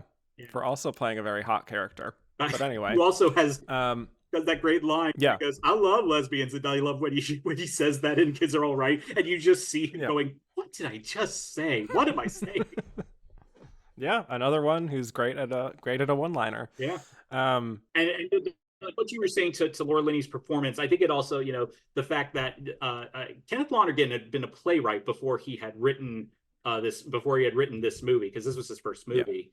Right. So I mean, the fact that you have someone like that providing the dialogue also, and my guess Yeah, is that he knew exactly who Laura Linney was, and he probably he wrote a did. good Yeah, amount of this to be said. with her in mind. Yeah, Yeah, and totally. it shows, and it just resonates wonderfully. And it was that, and we also get J. Smith Cameron, his wife, Yes. in this, which I couldn't tell because she didn't quite have her complete naughty librarian look to her, which she finally perfected in success. Which she finally perfected in Succession. A great description. Yes. Yeah, every time J. Smith Cameron shows up in something, now that I know fully who J. Smith Cameron is, it's always a delight. Just like looking back, like before her heyday. Anyway. Absolutely, no, Anyway. absolutely, yeah. Yes. But Laura Linney has always been so good at playing these women who are very neurotic and complex and not always easy to love. But you kind of are compelled by them anyway, and maybe because of that. And I think this is such a great role for her where she has all of her strengths here right on the page. I think what I immediately noticed is just how grounded she feels. Like it's not even a question of believing her as this person. She just already is. And she has that sensibility of like a woman in a small town who went through some real shit in her childhood. And now she's just trying to do her best with her son, for her son, you know? And it's for me actually kind of reminiscent of what we just talked about, Ellen Burstyn in her Oscar winning role, Alice Doesn't Live Here Anymore, where she just like fits the part so naturally that it sometimes doesn't feel like acting. But also she is making clear choices. Like, to your point, her just laughing at random moments or smiling when she's faced with a very tense situation. Like that's how she responds to these situations, you know? It actually kind of it had a lot of echoes to me of the other Best Actress nominated performance of hers in The Savages. Mm-hmm. Yeah. Like you said, that neurotic character who can be tough to like at times, but you end up Yeah. still like totally on their side. And Mm-hmm. it's what it's her specialty. It's what she brings to everything, and it's why whenever we see her in something, we know that we're in for something good. Oh, yes. Yes. Like, even when she is finally, or not finally, it's in the beginning, but she's reuniting with Terry again, and you see her really studying his face. Like, just, it's like she's kind of like making up for lost time to like make sure, like, are you okay? But then when he reveals he was in jail for a while, her reaction in the restaurant or wherever they are is classic Laura Linney, Yes, where she's yes. just like, what? With that great projection she has. Oh my god. But like also And like in the lead up to that, like the I love seeing the excitement in her face yeah. of like, oh, Terry's gonna be back. I'm so excited. Mm-hmm. Just she doesn't even have to say anything. It's just like when she reads the letter, because like remember we used to have to send letters when we were saying we were gonna visit somebody, Wow. or God forbid call them. Uh Ugh. Gross. who does that? Like just like the look on her face is one of those things that's just like it's Yeah. absolutely No, priceless. yeah. Mm-hmm. Yeah. And when she goes with him, or she goes to get money from the ATM because he wants money, and just yelling at him in the car, like saying she was looking forward to their reunion and everything, and it turns out all you wanted was money, and it's so like forceful. But there's a real hurt in her voice that I think is very affecting. Like it's not just a two-dimensional kind of approach that she takes to these kinds of scenes, which makes her so smart to me.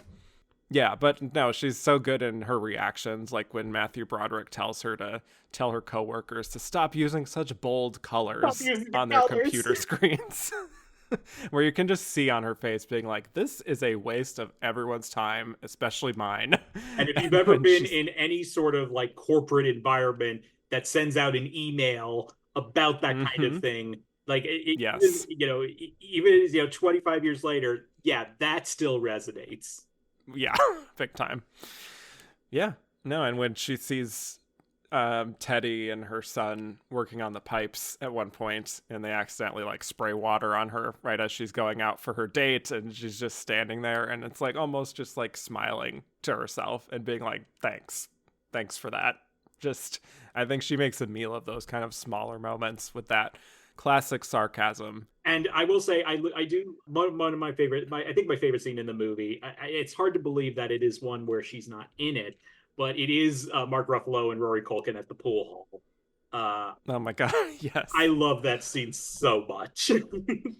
I know. He literally says out loud, "We have to make this game quick because he has to be in bed by 10." Yeah.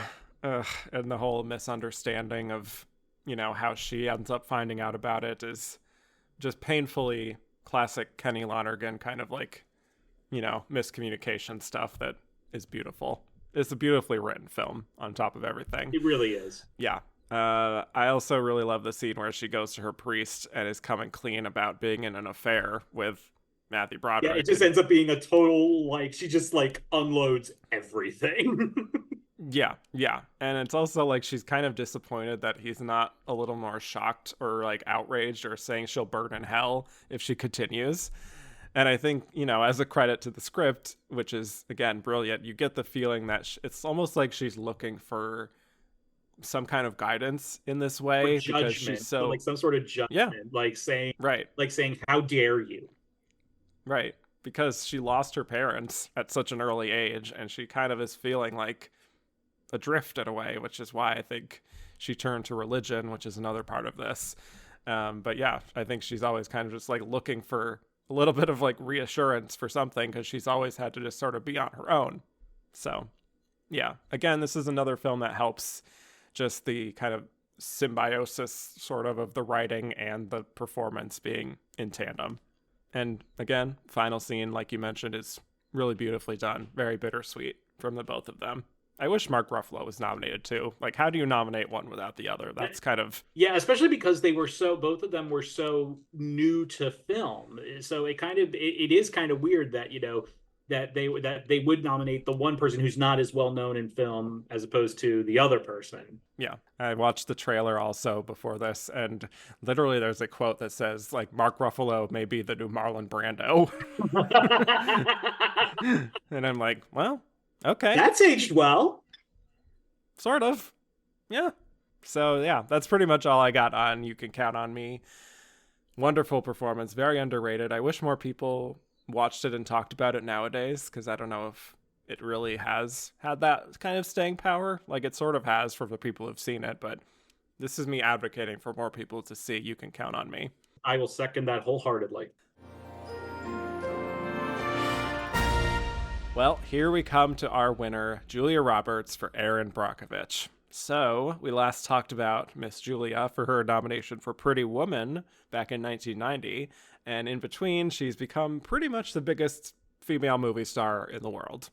Especially, again, for her work in the late 90s. There's a theme here with these actresses who are really thriving in that period and peaking in this moment. But she has, like, My Best Friend's Wedding, she has Stepmom, she has Notting Hill, Runaway Bride. She is just operating on a whole other level of stardom than most actresses working at this time. And she's also kind of tabloid fodder at the same time. People are just obsessed with Julia Roberts to the point that she's so bankable that she secures an unprecedented paycheck for Erin Brockovich, $20 million, which is the biggest paycheck for any actress for a movie in history at that time. So she worked for it. Yeah, and I think you can feel that. But Erin Brockovich is based on the true story of Miss Erin Brockovich, who helped establish a legal case against the PG&E gas company after finding out about groundwater contamination that they tried to cover up at one location that was making all the families around the facility sick with all kinds of disorders. The film is based on her and her story. She's played, of course, by Julia Roberts as she tries to raise her 3 kids as a single mom. She gets injured in a car accident and is represented by Ed Masley, played by the great Albert Finney. But her attitude gets in the way of her winning. But she shows up to work at his office one day, and he agrees to hire her on. And Erin then goes about investigating this PG&E case using some of her charisma and her sex appeal and her just determination to collect evidence and earn the trust of these families to build this lawsuit. Meanwhile, she also has a relationship with her neighbor George, Aaron Eckhart, who helps take care of her kids while she's working, but there is inevitably some strain in their relationship over time. So here we are, Charlie. Let's get into it. Julia Roberts. Thoughts on Julia Roberts and her Oscar-winning performance here? She's great in this movie. She's so good in this movie. She's fun to watch. She has she has that perfect mix of, I hate using I don't want I like using the word for this, but sass, you know. Um Sure. in terms of her attitude with other people, like, are you getting this all down, honey, or do I need to speak slower? It's like the way she just like effortlessly will go from one to the next is great. But then there's also the heart of really care of seeing her caring about this community and really wanting to get justice for them, and also being that link that making up for what Ed doesn't have in terms of being personable and one-on-one, and be able to make that case to these people to have this huge class action lawsuit. And she is able to fulfill that. And I think she really just does a great job of communicating all of that. It's one of those, yeah, it's more showy, but I think it works, and I think she's fantastic in it. Yeah, no arguments for me. I think this performance, there's a reason that I've cited it and others have cited it as kind of the prime example of a movie star performance winning an Oscar. And it's kind of on the basis of how winning her star persona is. Like, she's taking everything people love about her smile, her sexuality, her wittiness, her comedic timing, the dramatic skills, and just her ability to just like move people and like win people over. And it's just like, it's all just in a blender, and she just makes this beautiful mix. And I think this is truly a case of an actress winning her Oscar for her defining performance in her career, which is what I love to see. She wasn't overdue. She wasn't like the hot young thing. She wasn't disappearing into pounds of makeup and transforming. She just is like, I'm bringing all my skills from being a movie star for 10 years and just like going, And I think even though it's hard to sometimes separate maybe like Julia from Erin, I think it's still just really so compelling to watch her do her thing and just like operate as this kind of person you wish you could be, almost like you wish you could curse out your boss and like still have him respect you. Yeah. Or you wish you could be like that kind of influential person who's like, I'm gonna fight for the common good and I'm gonna put myself out there. She's just like a go-getter, and I think she makes that feel aspirational and not annoying. Yeah, Because it could have been. yeah, I absolutely agree with that. And I think, I know I said this with Requiem also, but I think also the direction that someone like a Steven Soderbergh brings to this, that could just be that could just feel like a paint by numbers thing.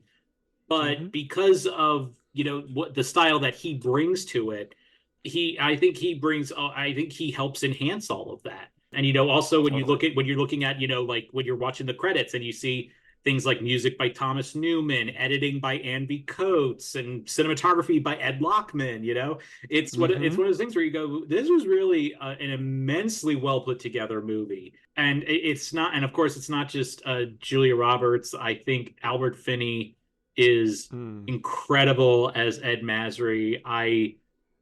Maybe should have won too. He should, yeah. I know a lot of people. I know for a lot of people, the Benicio del Toro win has aged well for them. I still, for the life of me, I rewatched Traffic a couple of years ago, and it's not. I didn't think it was bad. I just don't get it. It's like I just don't get where all the love for it is coming from, and I was just like, but Albert Finney was right there. And he really is so good at this movie. Like, my personal favorite moments of his are when you can tell he's holding back laughing, because he's like, okay, Erin, go do your thing, and he's letting her go off. Yeah, just like, he's waiting. Yeah, he's holding back all the laughter. He's like, oh God, she's incredible. But then you also see people like, Mark Helgenberger, Kinshasa Farrell, Cherry Jones, the great Cherry with that haircut. It's one of those things where it just works. And yeah, it's one where I like that this is a win where a lot of times, we'll look back at certain wins and just go, oh, well, it's the career achievement.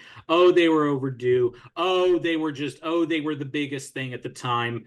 And Mm-hmm. we were like, okay, yeah, Julia Roberts was the big star. She was America's sweetheart.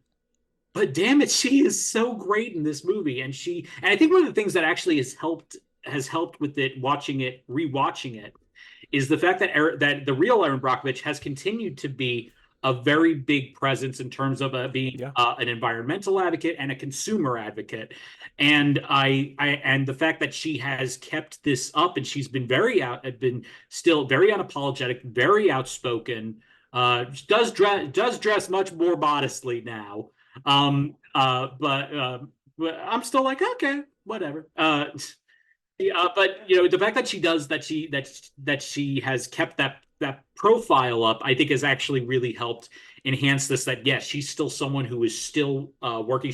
I think she still continued to work with Ed Masry for years Yeah. until he passed away I think maybe like 5 or 10 years ago. Um, Mm-hmm. I think it's just one of those things. It just works, and like I know that I remember the default clip scene, of course, was what number do you want? How about 10? And that was one of those moments where I think that was one of the first times watching a movie where I saw a scene and I'm like, that's the Oscar clip. Like that, I think that was one of the Yeah. first times I ever like consciously was like, yeah, that's it. And man, if she doesn't, she really does. It's completely deserved. It's completely Mm-hmm. deserved. I think and it's well earned, and I can't say anything bad about it. Yeah. I want to speak to that numbers monologue with Aaron Eckhart. Yeah, where he's asking for her phone number and she goes on this runner about like 10. That's how many months my youngest daughter is. And 2, that's the number of ex husbands I have. And on, which could have felt very cheesy and incredibly overwritten. But every time I watch it, I can't help but have this big, stupid grin on my face. Like, I don't even care. She just Yes. delivers it so beautifully. Like, it's so clearly orchestrated to be this big, crowd pleasing Oscar moment for the audience. And she just sells the hell out of it without making it feel overly scripted. She's just coming up with all this on her own. And once again, I think it's the rapidness of that delivery that she's just like it's all just boom, boom, boom. The way she just lists all of these and the way she just it doesn't there's not even a pause when she starts saying her actual phone number. There's not Yeah, even a pause there, and it's just yeah, it just works, and she just does it so incredibly well. it's incredible to watch. And I love just how much she nails just like the persistence of Erin. Like, there's never a half measure with Erin. Like, she feels things very passionately and she is not afraid to voice her opinions, and she's going to dress how she wants, talk to people how she wants. And she is kind of a hard ass, which I think Julia just innately has that type of personality. So there's never a moment where she's like self conscious at all about being liked or about anything. She's for someone who goes so against the grain. She's very sure of herself, and I think what the the first meeting they're having with the PG&E people, and at the end when the one lawyer takes a sip of the water and she goes, "We had that specially flown in from Hinkley for you guys," and the look on her face, she's like, "Oh God, I just drank that." Yeah, it's just like And that priceless. smug ass look that Julia gives to her. It's like, I know I got you guys. She's a superhero. Erin Brockovich is my superhero. Yeah, but I also love when we see all that bluster and all that energy kind of deflate after she's like fired from her job for spending so much time away without telling them and all that. And she just is like venting all her frustration to George at home. And it's just like she's so tired of fighting so hard only to just not make any progress and to be cut short when she's really, really invested in something. And you're like right there with her, you know? And And it's again, also yeah. it's kind of watching George, and specifically George, and to a lesser extent her kids, become resentful of her Mm, when we see at the beginning of the movie how desperate and financially what's the word I'm looking for Insecure. insecure she was, to the point where, yeah, now she has a job and she doesn't have to worry about that. And it kind of made me want to go, George, you schmuck, stop it. Yeah, Like I agree. her son came around. Her son came around Yeah. because he actually like reads some of the files. Was like, oh wow, this girl's as old as I am, and you're I know, helping I her. love that Good for scene. you, mom. Mm. And she can really like she's touched by that. Yeah. It's really, really beautifully done. I also love how she's so street smart and fully knows her assets, so She to goes to the speak. water department for the first time. Yes, exactly what I was gonna say. Also, just like when he tells her, yeah, she's talking to Ed at one point when he's like, what makes you think you can go in there into that records room and get whatever you want? And she's like, they're called boobs, Ed. Yes. Julia Roberts knows how to land a punchline and not make it feel sitcom-y necessarily. It's just like, ugh, yes, got him. It's the right level where you're still laughing at it, but it's not hammed up like that. Yes, exactly. There's also, of course, the great speech that she has, going back to what you were mentioning about meeting with the PG&E lawyer and totally dressing them all down for their lame ass offer of like 20 million split 400 ways, basically. And just, again, when she dresses down that lawyer and then doing the same thing with one of the partners, of course, saying that's all you got, lady, 2 wrong feet and fucking ugly shoes. the way she looks at her feet when she does that. Yeah. Again, every time she is dressing someone down is brilliant, because it's like, yeah, she wants someone who is going to advocate for what she believes in as strongly as she does. And she is tired of being kind of like dismissed as some like redneck almost, or just like someone or a bimbo even, lower class. Right, exactly. Because of the way that she dresses. Yeah. And so like I'm fully on board, and I just think it's a beautifully calibrated performance that I'm not going to say that she makes it look easy, because I know that she put a lot of work into this, but it's just like the kind of role that is like, this is fitting this one particular actress at this one period of time like a glove, and no one else could have played it. Yeah, I mean, like I can't even even imagine begin to think of anybody else at that time playing that role. Yeah.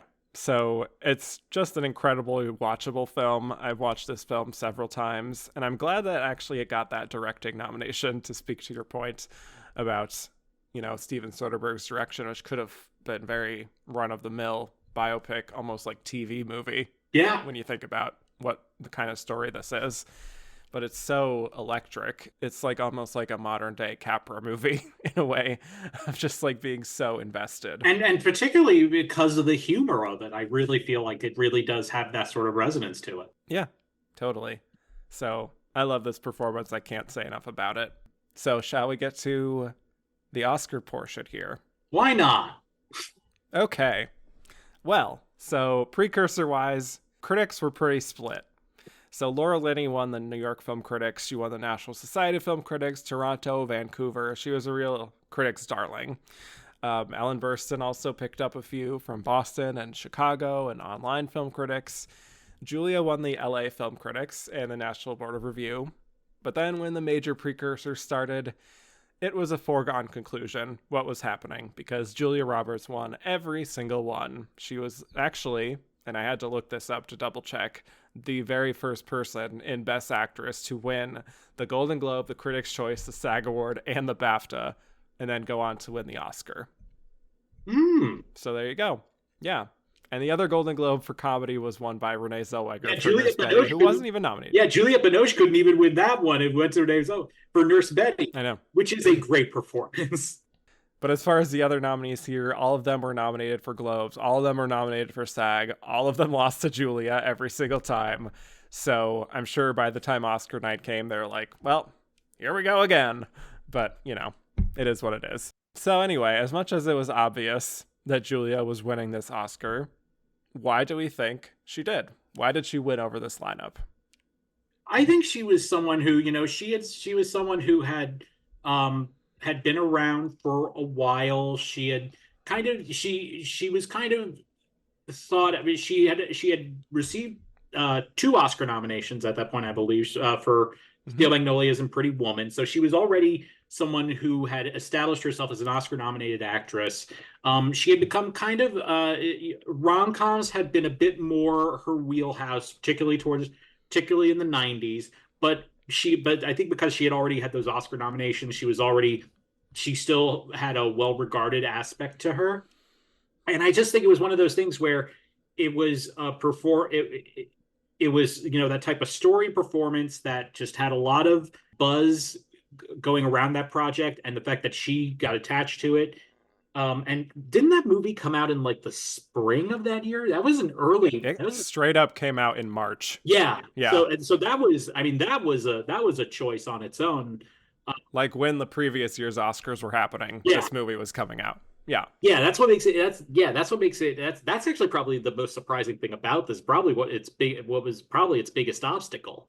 But I think she was just like, we were saying she was in that sweet spot of her career, and for her to be able to do something like this to help get this project made, and and get that paycheck also well earned. Mm-hmm. But yeah, I think that it's just one of those things where the timing just was like, everything just sort of came into focus at the right time. It's like that word syzygy, which is What did you just call me?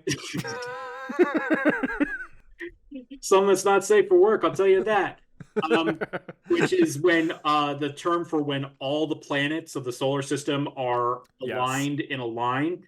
It was one of those. It was one of those things for her where everything just came together at the right time and in the right way. It was the path of totality. Yep. It was a solar eclipse. What happened this year for Julia Roberts? Yeah.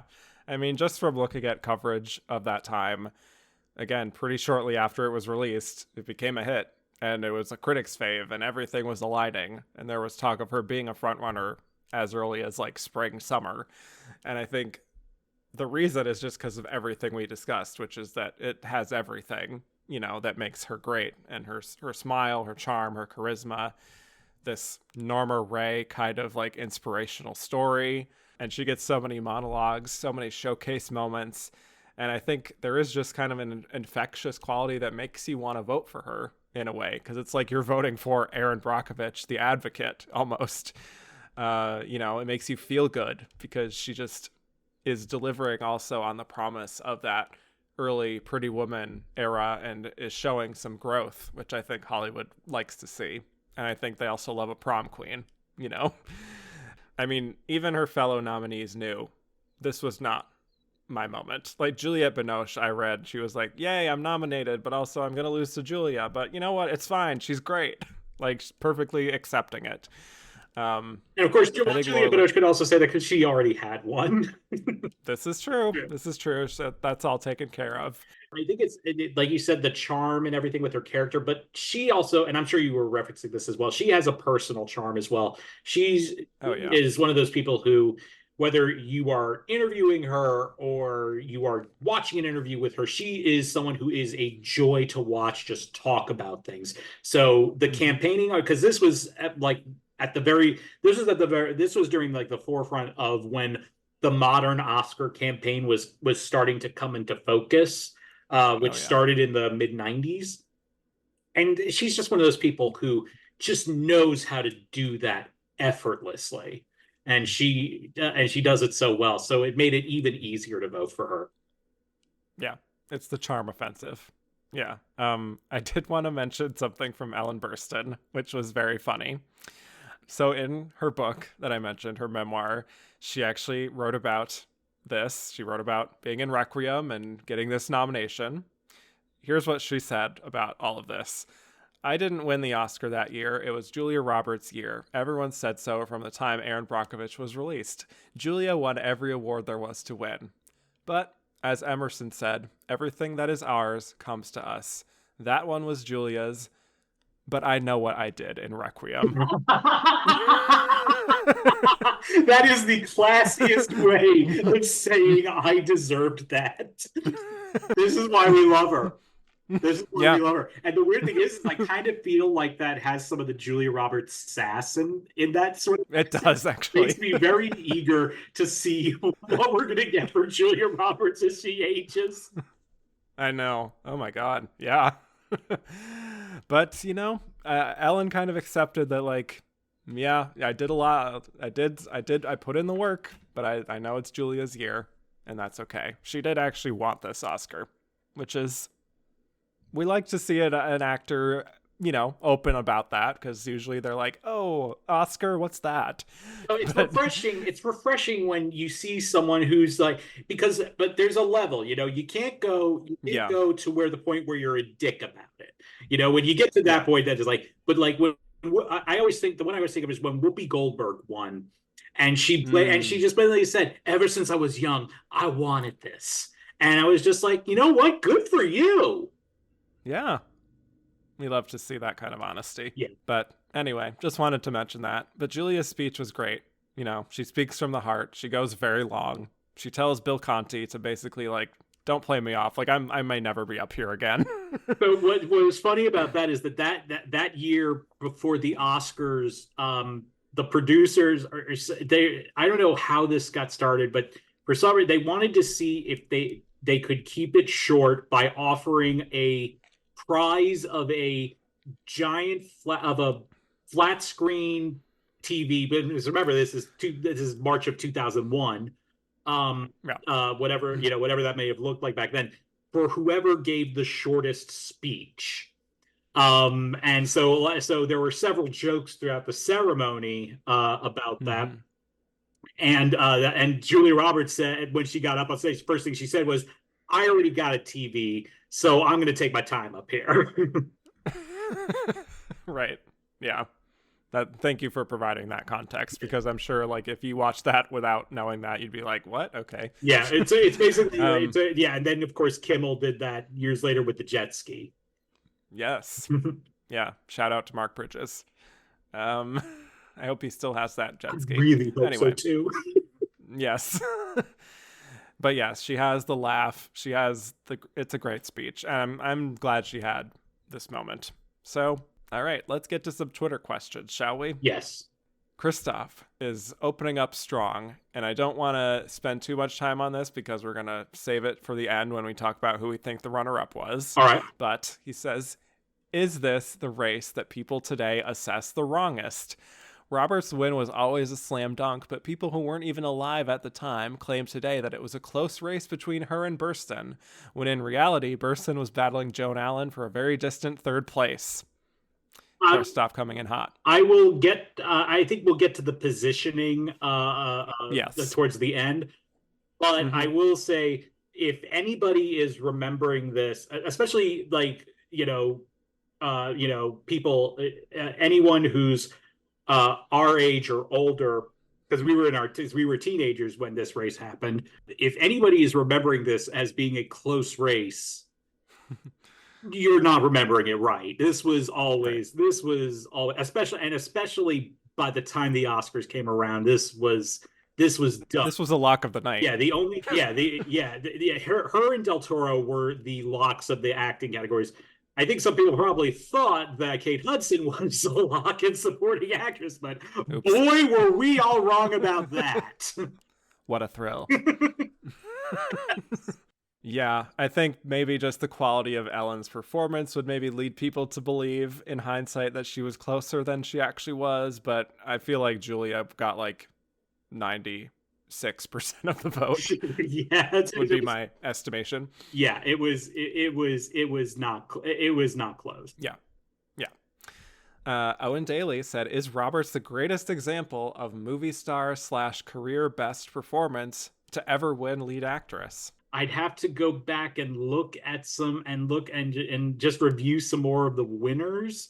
Yeah. But I There's definitely 96 years. No pressure. but I definitely feel like she would, if you were to make one of those online tier lists, she's S tier.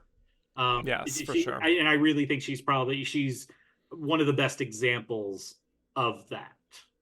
Yeah, a true stars aligning moment.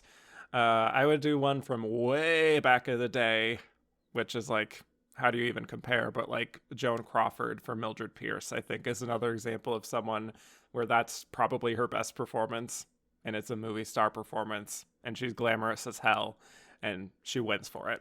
So I would say that.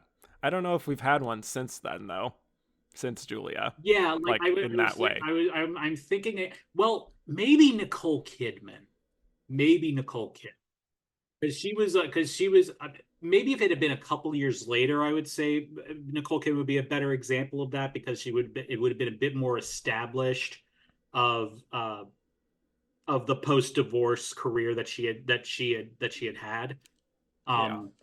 Um, yeah, I'm thinking like yeah, I'm like Charlize Theron. She wasn't as much of an established star as Julia or Nicole was. Um, I feel like maybe this is Natalie very Portman. controversial. Maybe Natalie Portman, because Yeah, she was getting to that. She was getting to that level, or well, America's sweetheart, Sandra Bullock. that's what I was going to say. Yeah, And I don't think that's her best performance, but just in the vein of Erin Brockovich, it kind of feels like that's what The Blind Side is for Sandra. yeah. It's definitely more in terms of the atmosphere and the feel of it more than the performance itself, because Yeah, those are exactly. very very different things. Oh, yes. That'll be fun to cover in the season finale. Okay. Another one from Owen Daly. Of the other nominees here, who do you think would make the best Erin?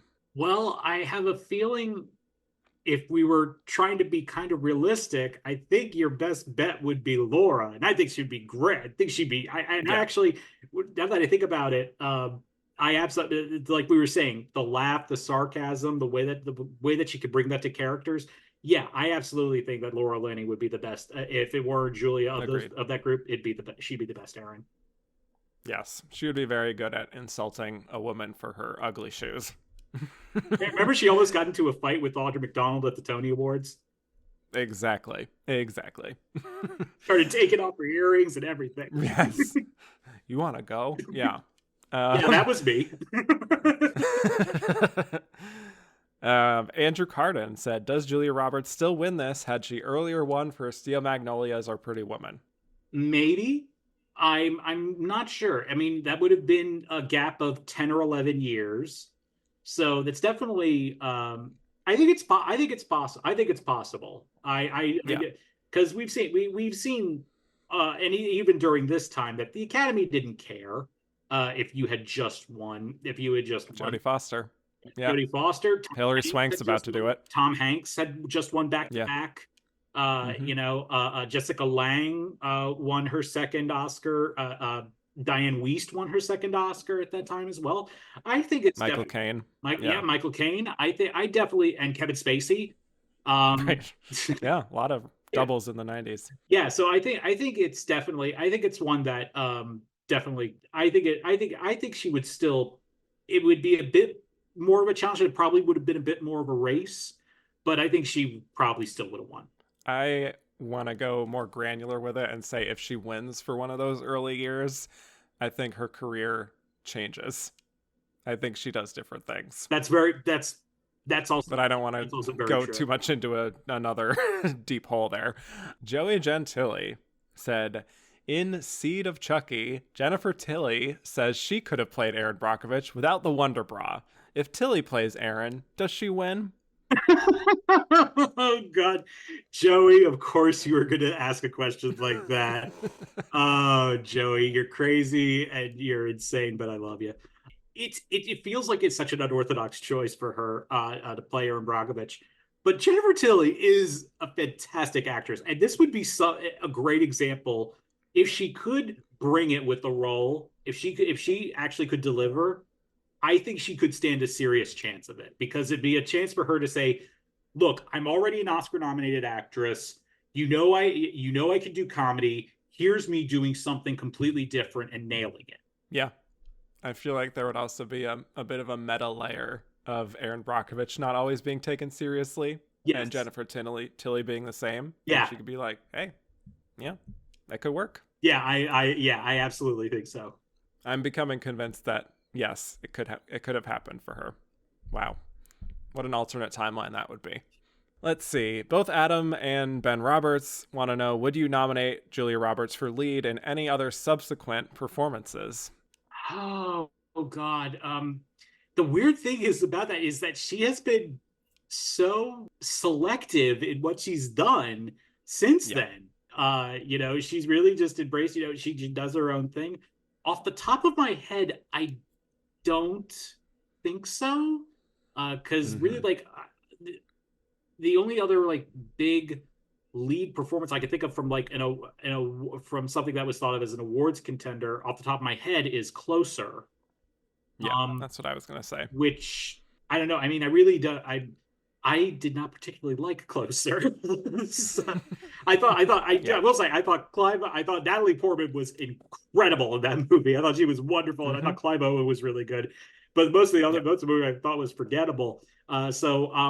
Off the top of my head, I can't think of anything. Can you think of one? No, yeah, not really. If she had been campaigned in lead like she should have been for August Osage County, then like maybe, sure. But I don't think she would make my lineup there either. So unfortunately, I have to say no, which feels wrong. It But when does. I look at the material, like I'm like, I can't find the one. It does feel wrong. Yeah. Jenna Mulroney said, Julia has a famous moment on the Oscar stage where she bursts out her iconic laugh out of pure joy for having won. Watching it always makes me smile. Do you have an Oscar speech moment that makes you happy? There are a lot. Plenty. There are quite a few. I mean, as I'm sure Yeah. most of your listeners will be, we're the nerds that will rewatch Oscar speeches, or sometimes we'll go down a hole either on the Oscar channel on TikTok or on YouTube. I'll tell you, I love when Randy Newman won his first one. And Wow. he gets a standing ovation. This whole I can't remember if it was Glenn Close or Donald Sutherland because they were the announcers at the ceremony that year. Yeah. It said as he made his way to the microphone that it was his 16th nomination, his first win. And this was the first year in the Dolby Theater, so the whole theater is now standing on their feet, clapping for them, and you can see Randy is completely trying to take it all in, is Hmm. overwhelmed, and the first thing out of his mouth is, I don't need your pity. I was I was I like, love it. and then he said, I want to thank the Academy for giving me so many chances to be humiliated over the years. Yeah. I was like, okay, all right, that's pretty good. Um, That's a good one. Yeah. and I know there are definitely several for me that I love watching. I will say one of my favorite speeches is Billy Wilder's speech when he won the Thalberg, when he talks Mm-hmm. about having to his visa ran out. He had to go to Mexico to get back into to re-enter the United States, and he wanted to thank the person at the border who he didn't have his papers because they were all back in Europe, and he knew if he went back, he would most likely be sent to Auschwitz, and he Mm-hmm. and he said the guy at the border station was like he was all in his hands as to whether or not to let him back into the country, and the guy goes, so what do you do? What do you do for a living? And Wilder says, I write movies. The guy takes a pause, looks at him, opens up Wilder's passports, stamps it, and says, "Make sure you write some good ones." I love that. Mm. I think that's a I that's a love that. I think it's a great moment. I can't. There. I know there are several. I'll let you get to yours because I've been hogging this. But That's okay. there are some. There are tons of them. Those are just some that come off the top of my head. Yeah. I was Also, also when going to Frances mention. McDormand won her first Oscar, Oh, and she said, I want to thank Ethan Cohen for making an actress out of me, Joel Cohen for Joe making a Cohen for woman making out a of me. woman out of me. I Oh, love that Francis. so much. Yeah.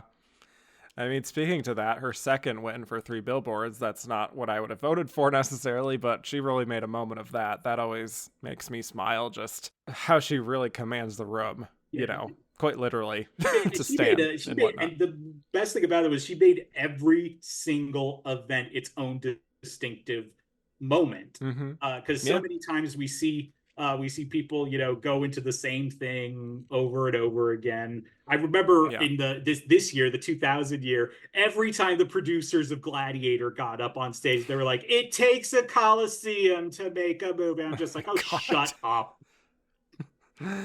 Yes, we know there could be 100 people in a room and 99 don't believe in you, and all it takes is the one. And also, speaking of which, I will say, Olivia Colman just going, "This is hilarious." Konoska. Just like her, just like in total disbelief. That was great. Lady Gaga. Yeah, blowing raspberries. What a moment. I was also going to mention Shirley MacLaine's speech, where she says, "I deserve this, thank you." And calls out Deborah Winger for her turbulent brilliance. And Deborah Winger's like, "What the hell?" Saying this show has been as long as my career. Exactly. Yes. And the other one, "I want to thank everybody in my life and any past lives I might have had." Yes. She knew her moment. Yeah, that's a really good one. I personally loved last year's Ke Huy Quan speech, honestly, just because it really just came from the heart and just is overflowing of emotion. Saying, "Mom, I won an Oscar," is just beautiful. Yeah, no, that really was. That was such a great moment. And again, it was Yeah. one of those where everyone was its own distinctive moment. And what was so fun about that also was, like at the Globes, as he was walking up on stage, he passes, Steven Spielberg's a nominee for The Fabelmans, who cast him in Indiana Jones. And so he gets to give him a hug. And then when Everything Everywhere wins Best Picture, it's presented by Harrison Ford. And so and you get to see Harrison Ford was looked like he was actually excited for him, which was something. Yeah. Yeah. We don't always see that at a public event. Harrison Ford being excited. I know. So nice to see. Well, we already kind of answered this one, but just for posterity. Merck said, "Is this the most lopsided race in history?" Yes, I know we don't get voting totals. I can't imagine the voting was close. So curious what you think. In history, maybe not entirely of 96 years of every category. In this category, probably top 5. Yeah, in this, and I will say in this, definitely this that decade, it's probably one of, if not the top one, because it's just I think the only thing that kind of rivals it is maybe Helen Mirren for the Queen. Oh my God, yeah, absolutely. Okay, let's move on to some non-Julia questions, finally. Steve, no, not that Steve, the other one, said, "The Contender was a borderline box office disappointment that received respectful but not rapturous reviews. To what extent did the protracted 2000 presidential election keep it on the radar for awards?" I don't remember reading that. I haven't read that much about that sort of correlation. I don't think it hurt. Although, I think the fact that the election result went on for 36 days afterwards definitely helped keep it in. But I think the fact that it was just such that even if it hadn't been like that, I think the fact that it was such a contentious election to begin with definitely helped. Yeah, I think so. It made it relevant, maybe for better or for worse. Or, people may have been a little exhausted too. Oh no, that's probably that was the other thing I was actually thinking of. Is that by the end of that, we were all just like, you want to see something fun? See the pictures of Al Gore after he formally conceded after the Supreme Court ruling. He had a party at his place, and he's knocking back Heinekens with Tom Petty. It's insane. Jesus. All right. Well, Glorfindel of Gondolin said, "I loved what Joan Allen did in The Contender. It was commercially and critically successful despite being controversial. I am grateful for this nomination, but feel she has given better performances in films like Pleasantville and The Upside of Anger. Is Joan Allen a woman robbed?" I don't know if I would call her robbed. She was. I'll say she was robbed of the nomination for Upside of Anger. I wholeheartedly and Pleasantville and Pleasantville. Those are two magnificent performances. So on that, I'd say she's a woman robbed. I don't know about a win. Mm-hmm. But she's someone who I just want more of her working. That's all. That's what I Yeah. want mainly right now. Yeah. That's the first step. Yeah. Let's get her in movies. Yeah, she's one of those that it's kind of like a Jane Alexander type where it seems like they're just destined to be kind of underappreciated in a way, but Yeah, Jenna holding out hope. Rollins or like Jenna Rollins. Yeah. Mm-hmm. Another one from Joey Gentili. The Contender was listed as one of Barack Obama's favorite movies about the presidency. Do you think he would have voted for Joan? Now, what does he mean for president or to confirm her as vice president? Because actually, either I one, think I think the answer is yes. yes. In this He's Best a Actress Midwestern. race, would he have voted for her? Like her, he's a Midwestern Democrat. He obviously Yeah, would have. I think they'd get along. Oh, totally. Yeah, Yeah. yeah. So I could see her and her husband having fun dinner dates with Barack and Michelle. Fritz said, "Is Chocolat underrated nowadays?" I think it gets a bad rap. I think it gets a bad rap. Like you, because I know you've said this before, and I do. I think it's not a. It's not. Is it the best movie? No. Did it deserve to be in Best Picture? Probably in the No. lineup. Probably not. But it's a fun, sweet little movie, and that's perfectly It's a fine. sweet little confection. Exactly. Yes, it's a fine film, but I understand why it hasn't lasted. Let's just say that. It's one of those things where I think actually probably some of those Oscar nominations probably hurt the movie. Hurt it in the long run. Yeah, I agree. Eric Maxwell Bruns is really coming in hot here. Is Chocolat the most boring film to be nominated for an Oscar? Wow. Oh my God. I wish I had a list of the movies that I thought were just incredibly boring that got nominated for Oscar. Charlie unfolding his scroll. Like it's a decree from the king or something. Yes. I will say no, I can't off the top of my head, I can't think of them right now that would fit that mantle. But I know because they're so boring, they're so forgettable. Exactly. But I know for a fact they exist. Yes, they exist. I agree. It's fine. Like I know some people even ones that I like. Like I think Gosford Park is an amazing movie. I know some people think it's as boring as hell. And those people are wrong. They are very wrong. Yeah. Christoph, if you had to list Juliette Binoche performances that would deserve Best Actress nominations, how many would you have to rattle down until you arrive at Chocolat? Another sassy one, Christoph. I mean, probably like 5 or 10, but I will honestly say I have not seen enough of her performances to say definitively, but I could say you're at least 5. At least 5. John T said Binoche is the last time to date that a Best Actress Oscar nominee lost the Golden Globe to someone who didn't end up with a Best Actress nomination that year. Do you think the precursor season makes Oscar less creative with their choices? Big question. Yes. It can. Yeah. And the thing about that to keep in mind for context about it, like we said earlier, was that Oscar campaigning was what modern Oscar campaigning was just coming into being. It still hadn't fully come into form yet, but I think it kind of does. It really, I think it really has.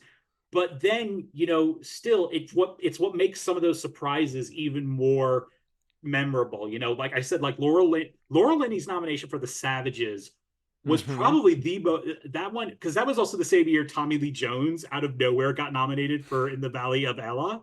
Yeah. After showing up nowhere. So I think it definitely has taken a lot of the guessing game and surprise out of it, but we still can get those moments. This year we got America Ferrera. I think America Ferrera's nomination for Barbie fits into that that pleasant surprise. Lord knows Andrea Riseborough 2 years ago was I guess that's its own novel. I think basically someone should write a book about that. Oh God, yes. Francis Fisher. Michael Schulman. Right now. Yeah, right. Mark Harris. But yeah, I think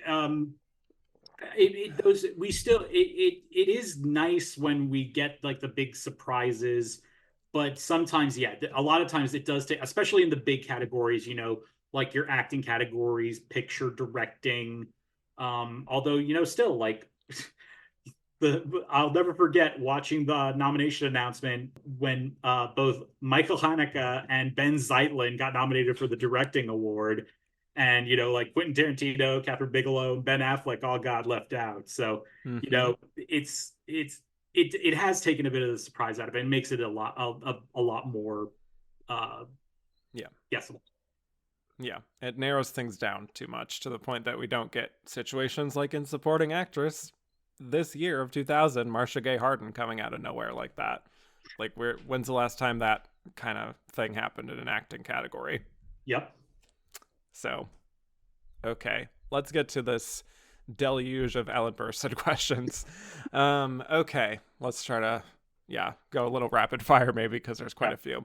Greg Cremeen said, if Ellen hadn't already won, do you think she would have won this time, or was Julia Roberts unstoppable? I think Julia Roberts was too much of an unstoppable thing, but that would have Maybe it helped. would have been a little closer, Would have been a little but closer, and I think it would have helped in terms of any future project she did in building an Oscar narrative around that. yeah, she would have been a Glenn Close situation. Christoph said, before film Twitter, there were the IMDb boards. Was Ellen Burstyn the first time the internet rallied for a Best Actress nominee? I've never been a message board person. I've always felt like they're the most toxic places on the internet. And you would be right. Yeah. So I'm not as familiar with how that was. My guess is yes, because this is that feels like it would either be that or maybe some nomination from the previous year, but it would have been like 99 or 2000 would be the first time Yeah. for that to happen. Yeah. I don't know if there was like wars of Kate Blanchett stands versus Gwyneth Paltrow or like what was going on there maybe in Maybe 98. Joel Osment stands. Sure. Why not? Ben Roberts said, is Requiem for a Dream the most harrowing film to get a Best Actress nomination? It's up there. I mean, I'd say Blue Valentine uh, Oh, is God. is on the Yeah. same level. But I think Requiem is genuinely more disturbing Mm-hmm. than Blue Valentine, which is just raw and real and uncomfortably real to a certain extent. Yeah. I would say it's right up there with the movie Face to Face, which is the Ingmar Bergman film that Lee Ullman was nominated for, which is extremely difficult. I mean, it's literally a woman screaming her trauma into the camera, so it's a lot to unpack. But visually, I think Requiem for a Dream, just the images it puts in your mind, is probably the most disturbing. I will admit I have not watched Blonde, uh, Oh yes, but I I've forgot heard about that. Blonde. But I've heard Yeah, that one, and if we're going that, I would say also L is one to keep it yeah. is At gets least that has some funny moments. yeah gets to Darkly. gets to that level. Joey Gentili said Ellen Burstyn was a woman robbed. Her publicist guaranteed her a win if she would have gone supporting. She refused. Bad call? No, I think she No. deserves to be in lead. Yeah. I mean, I know she did want to win, like I said, but she also wanted to be campaigned properly. And I think she was. I think she is one of the leads of the movie. So, Yeah, I think her and Jared Leto are the leads. exactly. I agree. Well, Andrew Carden said, could Ellen Burstyn have prevailed in supporting? Maybe I'm the fact that they went with Marcia Gay Harden is to me makes it so hard to kind of decode that, because it just feels like they just gravitated to that performance. So maybe that still would have won. I'm a bit more uncertain about that. Well, what if I said I think Ellen Burstyn could have replaced Marcia Gay Harden to be nominated? Ooh. Well, if that happens, I would say she would stand a very good chance. Yeah, I think so. But again, happy that she stuck her ground as a lead. She said, "I'm a leading lady star." And good for her. Star, I'm walking across the stage. I'm going to be on television in my red dress in the lead actress category. I'm surprised. I was actually disappointed she didn't wear a red dress to the Oscars. Now that I think about it, that is disappointing, Ellen. Do better. All right. Marcel said, Ellen is the low nominee from Requiem. Do you think anyone else should have been nominated as well? Yeah, I think I definitely think Jennifer Connelly should have been nominated. I think Marlon Wayans. I think the ensemble is fantastic, and I think Jared Leto is great in that movie too. I think all four. I think in my personal one, I think I have all four of them in there. Yeah, I think I don't. I don't think I would have Jared Leto, but I think I would have Jennifer Connelly and Marlon Wayans in supporting, for sure. Yeah, and that would have been a great, really bold win for Jennifer Connelly if she won for that instead of A Beautiful Mind the year after. I think a lot of people would be. Much more complimentary of that. Yes. Owen Daly said, what films post these nominations would you nominate Joan Allen, Alan Burstyn, or Juliette Binoche for, considering none of them have been nominated since? Well, I mean, I've said Upside of Anger. I think Joan Allen is incredible, and she should have been nominated in the 2005 Best Actress race for that, hands down. Ellen Burstyn's performance in Pieces of a Woman, I think, is incredible. I think she's magnificent in that. I'm trying to think, and I actually loved Juliette Binoche in The Taste of Things. I think she would have been. I don't know about lead or supporting, but I think she was worthy of a nomination for that. Yeah, definitely. I also really liked her in Clouds of Sils Maria. As much as Kristen Stewart was getting a lot of attention for that, I think she deserved it too. Loved her in High Life, which never would have happened, but that's okay. Yeah, I mean, she has so many dating back to obviously like Three Colors Blue, and she has been routinely overlooked for her most interesting work. But that's the Oscars for you. The ghost of Glenda Miss Jackson, If You Nasty, said, Elizabeth Taylor famously announced the Golden Globe nominees for drama this year in an iconic way, including Erin Brockovich. Cast her in each of these roles, any era of her career. Which one does she slay the most? So we're putting Elizabeth Taylor in one of these roles. I think it's without question Erin Brockovich. Right. That would have been incredible. 70-something-year-old Elizabeth Taylor in Erin. Seriously though, like, wouldn't you love to see Elizabeth Taylor take a stab at Sarah Goldfarb? I think that would be very campy, but I would like to see it. I don't know if I would want that to be the actual movie, but I do. No. I want to see a sketch of that. I want to see a parody with Elizabeth Taylor. I think she was channeling Sarah Goldfarb when she went out on stage at the Golden Globes.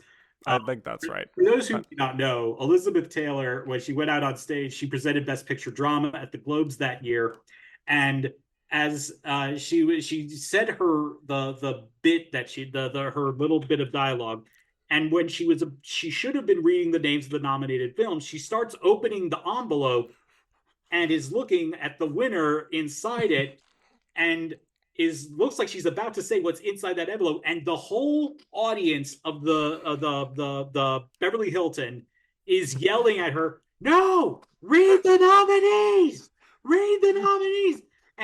and Elizabeth Taylor is going, "What? Huh? What?" And she's so confused. God bless him. Dick Clark, who was the executive producer of the Golden Globes, runs out on stage, points to the teleprompter, goes, "Liz, right there." And and she finally reads the things like that. She goes, "And the winner is Gladiator." Gladiator. It's just one of the greatest live television moments in awards shows ever. Yes. And I will always think of her pronunciation of it when I see the title Gladiator. So, yeah. Can't wait for Gladiator 2 later this year. Moving on. Gordon said, this is... I don't want to spend too much time on this because it's kind of intensive, but I wrote out my answer ahead of time. Recast these 5 roles with actresses who have never been Oscar nominated for acting. Christ. I'm just gonna say mine, and you can Go ahead. Yeah, go ahead. Because I'm not. go. Yeah, my Give me mind's your gonna be answer. like, yeah. That's fine. Okay. Well, Erin Brockovich, I'm gonna say Cameron Diaz. Okay. Okay. Maybe. Yeah. I think the potential's there. Yeah. Chocolat, I'm gonna be stereotypical and say Julie Delpy. Okay. Yeah. No. I totally. Yeah. I didn't think too hard about it. You can count on me, Catherine Hahn. Okay. Okay. Yeah. I can see that. She's very Kenneth Lonergan coded to me. Um, the contender, I went with Rebecca Ferguson. Ooh. Yeah. I like that. Mm-hmm. Well, wait till you get to my Requiem for a Dream. Okay. Requiem for a Dream, Pam Grier. Wow. Yeah, She could let's be go. cathartic. Okay. Mm-hmm. Yeah, why Okay. not? I think so. I think I could dig that. Okay, Yeah. good. For some reason, I part of me was also thinking for Requiem. I was thinking part of me wants to see what Catherine O'Hara could do with that role. Oh, Jesus. That would be fun. Wow. Yeah, I would love that, Yeah. actually. Speaking to this a little bit, maybe, Greg Adams said, which 70-plus-year-old actress who hasn't been nominated in at least 20 years or at all would you like to see have a comeback in a role like Requiem? What 70s actress? Which 70-plus-year-old Oh, actress? 70 plus year old actress. Okay. Yeah, yeah. Um, I'm going to reiterate Pam Grier, but Sharon Stone. is she 70 plus? I don't know. I don't, probably not yet. I don't think she is yet, but I wouldn't in be the opposed. range of being able to play Sarah Goldfarb, I think. Yes. I wouldn't be opposed. Well, I think we may be getting Demi Moore later this year with The Substance if what's been reported out of Cannes turns out to be true. I don't know if I also don't know if she's in her 70s.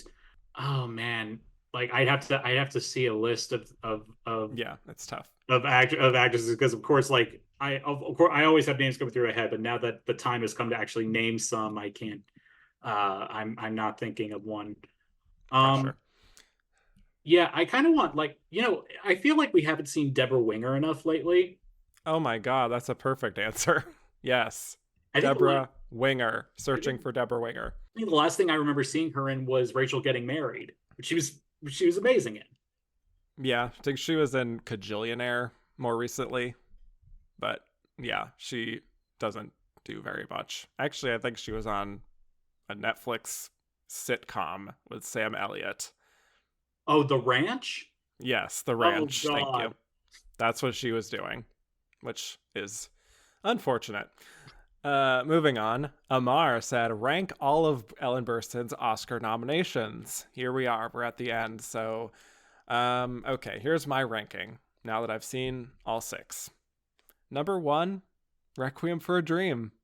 I say she ended strong, but I'm not going to say ended. She's still alive and working. So she has, for now, ended strong. Number 2, her win for Alice Doesn't Live Here Anymore, I think is right up there. Number 3, The Exorcist. Number 4, Resurrection. Number 5, The Last Picture Show. And number 6, Same Time Next Year, which I don't love. That's the only one I don't love. So I've only seen I've only seen 3 of them. And they're actually the top 3 that you have, and that's actually the order I would put them in: Requiem, Alice, and Exorcist. Sounds good. Yeah. Same Time Next Year, the one with her and Alan Alda. Yes. That's one of my mom's favorite movies. Well, I'm glad someone likes it. And you disapprove. You will make a note that I said, Yeah. Yeah. Different strokes, different folks. Christoph said, while Ellen Burstyn cleared up the online critic citations, Laura Linney was the traditional critic's darling of the season, and both her film and her performance are terrific. So why has You Can Count on Me become kind of forgotten over time? I think it's just the fact that it is this very small movie. Maybe it has something to do with because I know it's not really because I didn't see it on any streaming platforms for free. I had to rent it. I rented it from Amazon. So it might have something to do with that, the fact that it just hasn't been as available, or maybe it was before this. I don't know. Sometimes just these smaller movies just sort of fall through the cracks, and that's what makes Oscar nominations that a movie like this gets, both getting actress and original screenplay. That's what can help people remember it and keep it in the conversation. So at least it's there in history as as an Oscar nominated film. So at least has that. So people will probably keep trying to seek it out. Yes. Maybe it'll get a small little bump if people are following along with this show. Who knows? Yeah, I think it's just a little too understated, perhaps, and not as visually inventive that some people like to look back on and just like be like, wow, look at what that film was doing in the year 2000, when it's just like kind of just a regular understated drama. Yeah. But it's great. Cian Kelly said, what performance do you think Laura Linney was closest to winning for? I don't think she was close for either Kinsey or the Savages, so like kind of by default this one, even though she didn't have a chance of winning. Yeah, I mean the definitely not Kinsey, because I think she was probably maybe fourth in that, maybe even fifth. Because I'm thinking, you had Blanchett, but then you also had Portman and Virginia Madsen, who I think probably may have been ahead of her on that. Yeah. I think she was Kinsey's only nomination also. Yeah. Savage is a bit tougher because Julie Christie had dominated a lot of the critics' prizes, and it was her and I don't know which name I should use, but I'll Elliot Page. They really had divided up the critics' prizes. But then also Marion Cotillard had won the Globe, so she was also, and she had won BAFTA, so she was very much an established presence there. So yeah, I'm with you on this. I think she was probably, of any of them, this was the closest she was. Yeah. Andy Bayless said, Laura Linney feels like an actress who should have an Oscar by now. What other performances would you nominate or give her a win for? I guess this is other than her nominations. Oh, God. What were some of the ones that you would go with? I didn't think of a lot more because she has done so much great work on TV. But The Squid and the Whale, I think, is another great one for her, which is a few years after this. She really is so great. She really is great in Squid and the Whale. Yeah. Trying to think here. I actually am quickly looking up her filmography. I thought she was really underrated in Mystic River. I thought she was very, very underrated in that. Her Lady Macbeth at the end there. Yeah. So I would say probably Mystic River, I would say. Yeah. Fair enough. Okay. David Krasner said, I'd like you to cast each of these leading nominees in the nominated supporting roles from that year. Sure. I'll do that. You don't have to do that. So wait, so he's asking us to cast the 5 ladies from lead actress in the supporting actress that were nominated. Correct. Okay. Laura Linney and Pollock. Yeah. I'm going to say Joan Allen in Almost Famous, the Frances McDormand role. That's kind of tough. I mean, none of them are young enough to play the friggin' Kate Hudson role.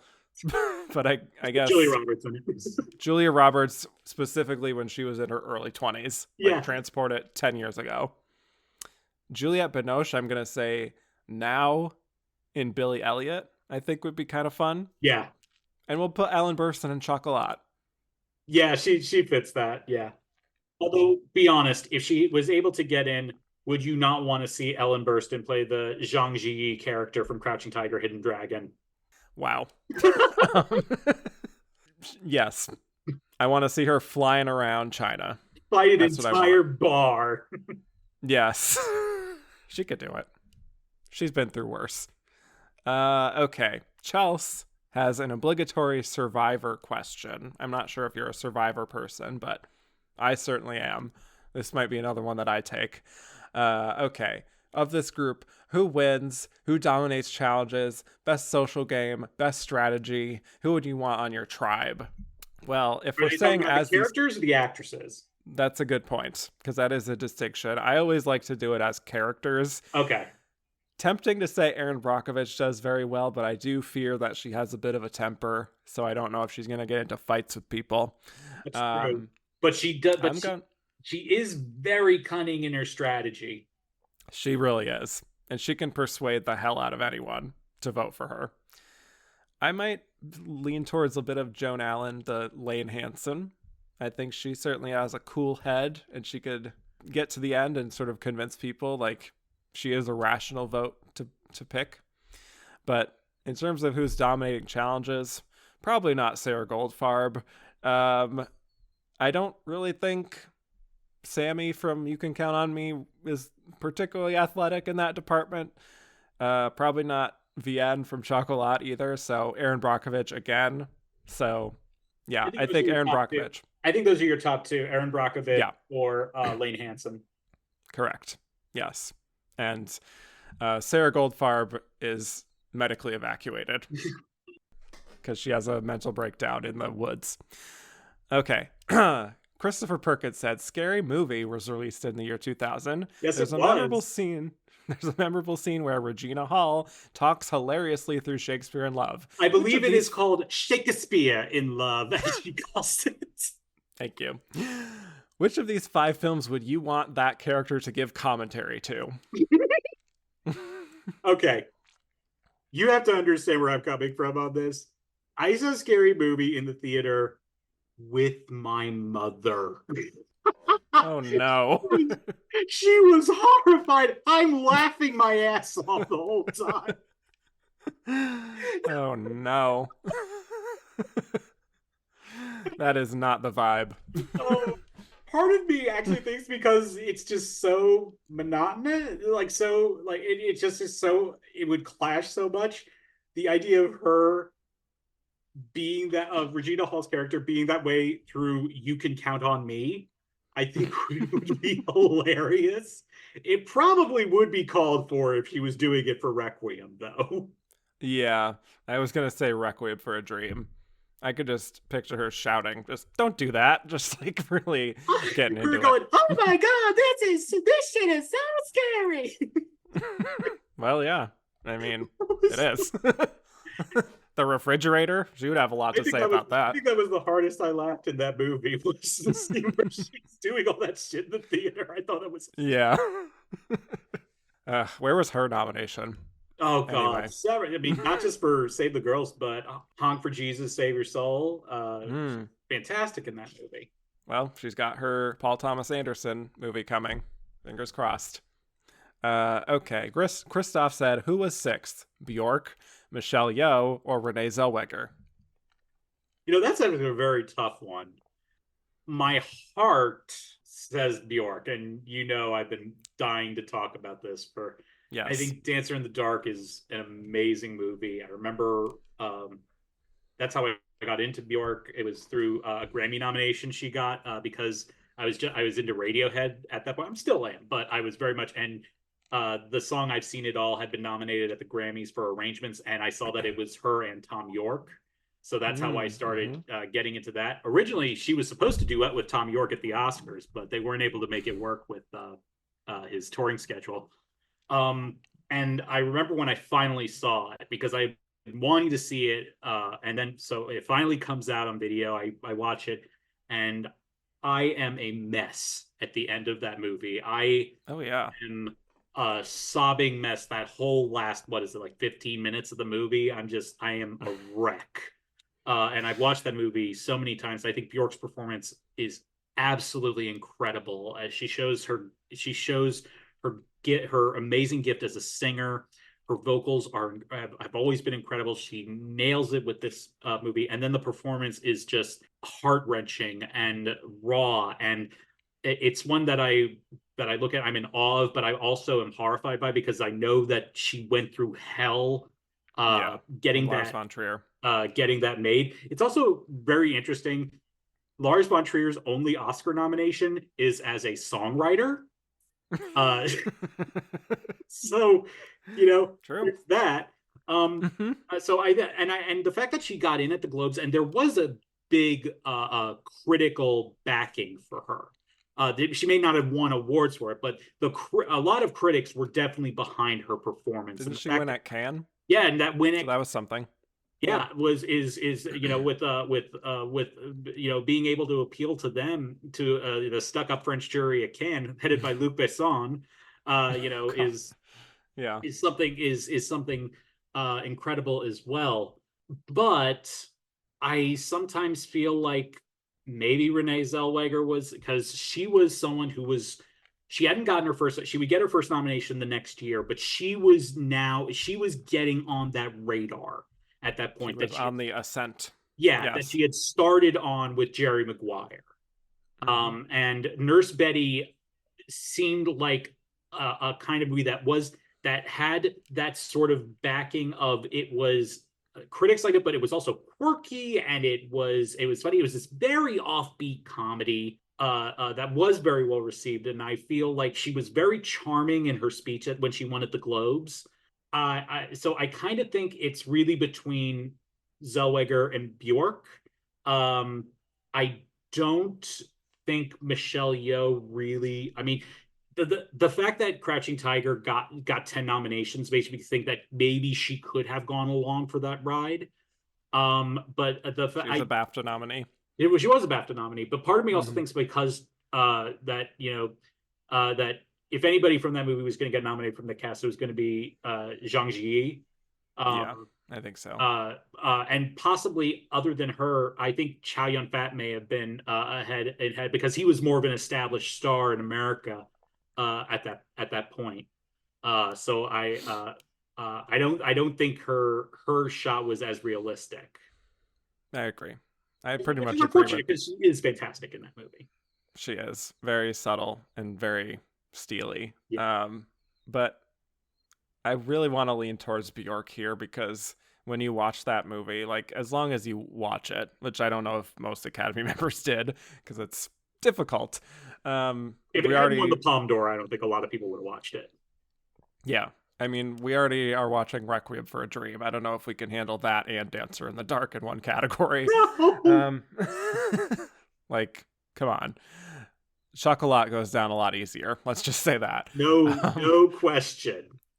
but But yeah, Nurse Betty, yeah, Renee Zellweger probably makes sense as the likeliest sixth place, and because she's the Golden Globe nominee and she's on the rise. So yeah, I'd say Bjork would be seventh though.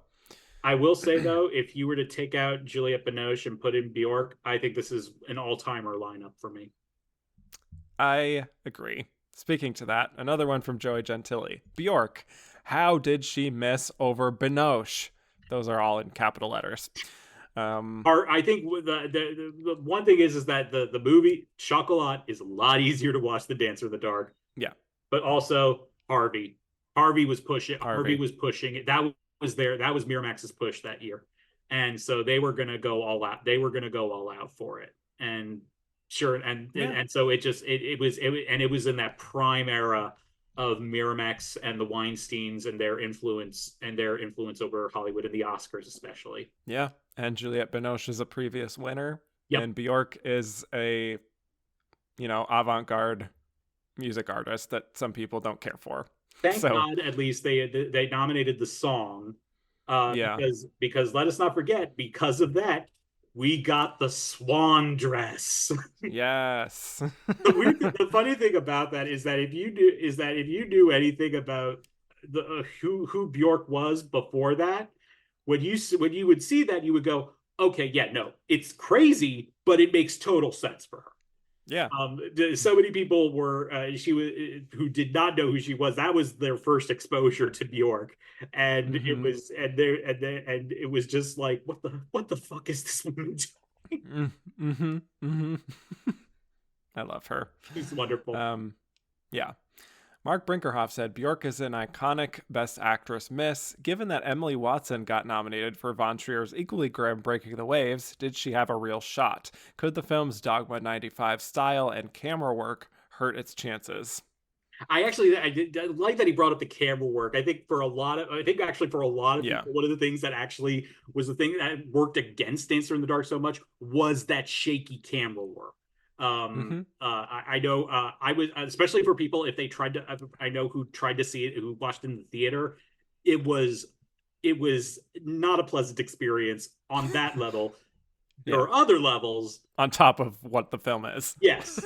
Um, I definitely think it feels weird because yes, Emily Watson was able to get in for Breaking the Waves, but no other Von Trier performance has gotten in since.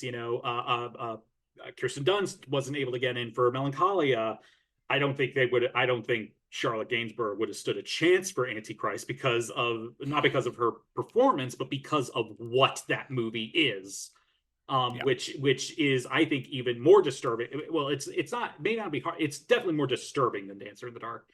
So I don't know if that really means that it would have. I think it was just a tough thing, and I think also preconceived notions of she's a singer. Yeah. So that a lot of people in the acting branch may have been dismissive of that. Yeah. There were a lot of negative factors, I think, at play in Dancer in the Dark. So I think none of that helped. But for me, for my money, like when I watch that movie, it truly feels like you're watching an actual person in like as a documentary almost going through what Bjork goes through in that movie. And that for that reason, it's horrifying, especially the end, which is just a gut punch. And Truly. and it's one of the things that I didn't real that that I like.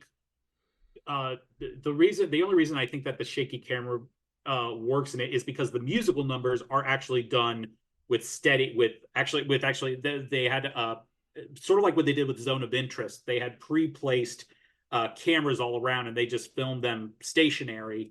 And so at least that's the only sense of sanity she has in her life is when Right. she descends into the world of musicals. And so that's to Mm-hmm. me the only reason why the main reason why that works. Yeah, and for me, it just immerses you in the story more, but I understand why it doesn't work for people. It also shows that David Morse is a dick. Well, yeah, that's And it was nice to you. see. It was also that movie. It gives us a nice glimpse of Peter Stormare as an actually somewhat charming character, as opposed to the Yeah, wife beater that he is in Chocolat. this is true.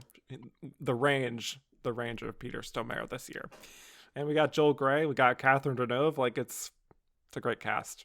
Yeah, Siobhan Um, Fallon. It's actually yeah. Joko Ivanek. Joko Ivanek is the prosecuting Yes, attorney in that yes. movie. Yeah. Oh yeah, oh yeah. Mm-hmm. Okay, Ray Lopez said, "Can we talk about how BAFTA did the right thing for once?" Or sorry, BAFTA did the thing. I think that's in the parlance of Ariana DeBose, and nominated not only Michelle Yeoh but also Ziyi Zhang. Yes, we don't love to give credit to BAFTA, but they were on the right side of history for once. They absolutely were on that. Those are two. It's interesting. If considering the way that supporting actress played out, if Ziyi Zhang got in over Marcia Gay Harden, I think Yeah, Ziyi Zhang could have won I agree. because And no one knew, everyone who saw that movie, no one knew who Ziyi Zhang was, but that was all you were talking about after watching that movie was yeah, who was that girl who kicked so much ass. mm-hmm. Yeah, it was a Star is Born moment. Yeah, and the fact that she wasn't nominated just, I think, speaks to some bias in the Academy that's not pretty. Definitely. Um, and also the fact that she didn't get in for Memoirs of a Geisha when she got multiple precursor nominations for that is just like, yikes. Yeah. Just saying. Okay, Celluloid Siren. We've got a few more here. Celluloid Siren said, recast these roles with actresses from the golden age of Hollywood. And here's what they offer up. Tallulah Bankhead, Marlena Dietrich, Susan Hayward, Ava Gardner, and Deborah Carr. And who would win? I have no idea. But here's my lineup here that I've created. I'm going to go with Deborah Carr in The Contender because I think she really has that poise to her that could work. I'm going with the sassiness of Tallulah Bankhead and Erin Brockovich, which would be delightful, even though she doesn't really inhabit Erin Brockovich, but I would just like to see her do that. Susan Hayward, absolutely in Requiem for a Dream, losing her mind. No question. Ava Gardner doesn't really work for any of these, but we'll do You Can Count on Me. Why not? And then we're putting Marlena Dietrich in Chocolat, just for fun. Part of me kind of, I do actually think Tallulah Bankhead is a brilliant casting choice for Erin Brockovich, but part of me also wants to see her in Requiem. That would be quite something to see her unraveling. Eric Maxwell Brunn said, would you have nominated Kirsten Dunst for The Virgin Suicides? If so, who do you take out? I thought The Virgin Suicides was the previous year. It came out at Cannes in 99, but it wasn't released theatrically in the States until 2000. Oh, okay. Well, here's the other sad thing. I've never seen The Virgin Suicides, actually. You should fix that. Okay, I definitely will. I'll do it for James Woods. Yes. Well, okay. Whatever it takes. Yeah. He's actually very good at it, to be honest, but that's neither here nor there. Yeah. And Kathleen Turner, too. I don't think she would make my ballot necessarily, but she is great. She is great. Okay, one last question from Joey Gentili. Our weekly recasting question from Joey. Recast these 2000s Oscar talents and Karen Black in the roles above. So we got Karen Black, Sophie Okonedo, Helen Mirren, Amy Adams, and Jennifer Connelly. I mean, Amy Adams has to be Erin Brockovich. Yes. Amy Adams has to be Erin Brockovich. That was mine. Yep. Part of me just wants to see Karen Black play all of them. Yeah, I would go Requiem. I know that would make Joey on that. Yes. Requiem for a Dream for Karen, I think, makes sense. Part of me wants to see Helen Mirren in that also. Yeah. And let's have Karen Black play the Judi Dench role in Chocolat. Or no, I'm sorry. I'm thinking of the supporting role there. Yeah. What the hell? Let's have Karen Black play Vianne in Chocolat. Yeah, why not? Yeah. Sophie Okonedo and You Can Count on Me makes sense. Yeah. I was thinking that. I also think if he were older, possibly The Contender. Yeah. Yeah. Yeah. She would be way at the time she would be way too young for The Contender though. Right. Now she could play it, I think. Oh yeah, definitely. Maybe a slightly younger Helen Mirren in The Contender. Yeah. Maybe. I don't know. Okay, let's get to our final segment here, where we'll reveal who we think was the runner-up in this Best Actress race.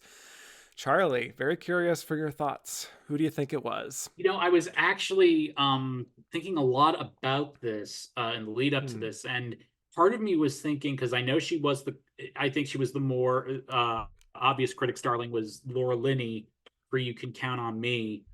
However, when I'm looking at the lead up to that, I think Ellen Burstyn was the runner-up. And the thing that makes me actually fall on that is the fact that Ellen Burstyn won the Spirit Award. And this is before the Spirit Awards got to what they are today, which I will say I am a voting member. I think you're a voting member too, right, Kevin? Mm-hmm. Yeah. So we're both, but I mean, this is before, a stand-up guy like you and a schmuck like me could be voting members of the Spirit Awards. Not only did Ellen Burstyn win the Spirit Award, she beat Laura Linney and Joan Allen for that honor. And I think the fact that she won that, even though, yes, You Can Count on Me did also have a corresponding screenplay nomination.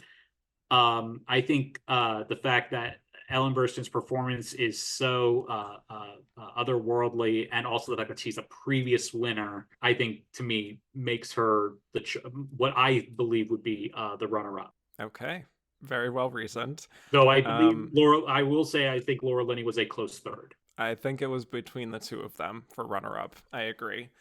And actually, I thought a lot about it as well and did come to the same conclusion that Ellen Burstyn was the runner-up here. I know that is the popular answer from casual fans, and I know some other Oscar experts may think it was way too dark, way too intense for the Academy, and I don't disagree. There's a reason, though, that she didn't win, probably for that reason, but she could have been a runner-up. I mean, I did read several columns that said Ellen Burstyn was the likely alternative in the very, very, very unlikely event that Julia somehow lost. And I think logically it makes sense that Julia, again, probably got 90-something% of the vote, and the other 4 were getting the scraps.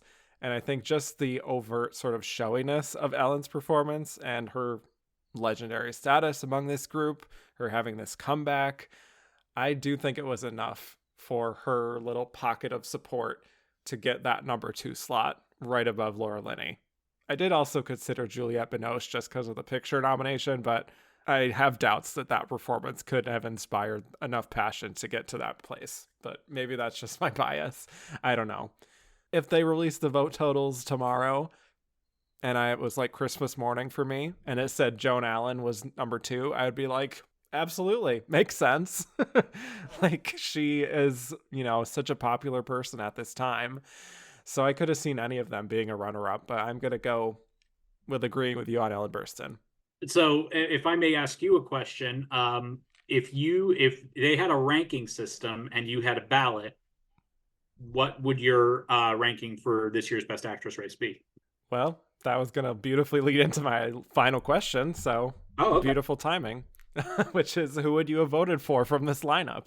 Okay, well, I mean, I'll say, number 1 for me is Ellen Burstyn, Requiem for a Dream. Number 2 would be Julia Roberts for Erin Brockovich. 3 it's really tough for 3 and 4, but honestly for all of these, because as I said, I think this is a stellar lineup. 3 would be for me Joan Allen for The Contender, very closely followed with Laura Linney for You Can Count on Me, and 5 Juliette Binoche for Chocolat. Yeah, I would also have voted for Ellen Burstyn to win this, which is tough for me to say because I adore Julia Roberts in Erin Brockovich. I think that is an incredible performance that gets unfairly maligned by people who wanted Ellen Burstyn to win. There is a bit of a culture of that when people look back on this race that I want to acknowledge that I think is unfair. But having said that, Ellen Burstyn's performance has never left my mind. So that's why I would pick her to win. Julia, very close second. For me, I would actually do Laura Linney third, and Joan Allen fourth, and Juliette Binoche a very clear fifth, but respectfully.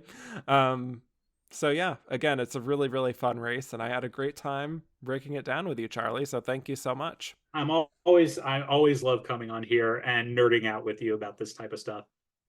Yes, it gives me life. It makes me feel less alone in the world.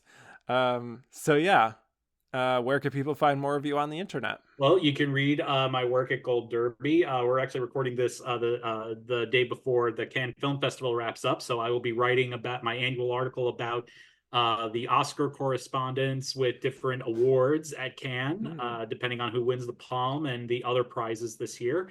And you can also see I'm doing lots of Emmy interviews now. I'll be talking with people from What We Do in the Shadows and We Were the Lucky Ones, among other things.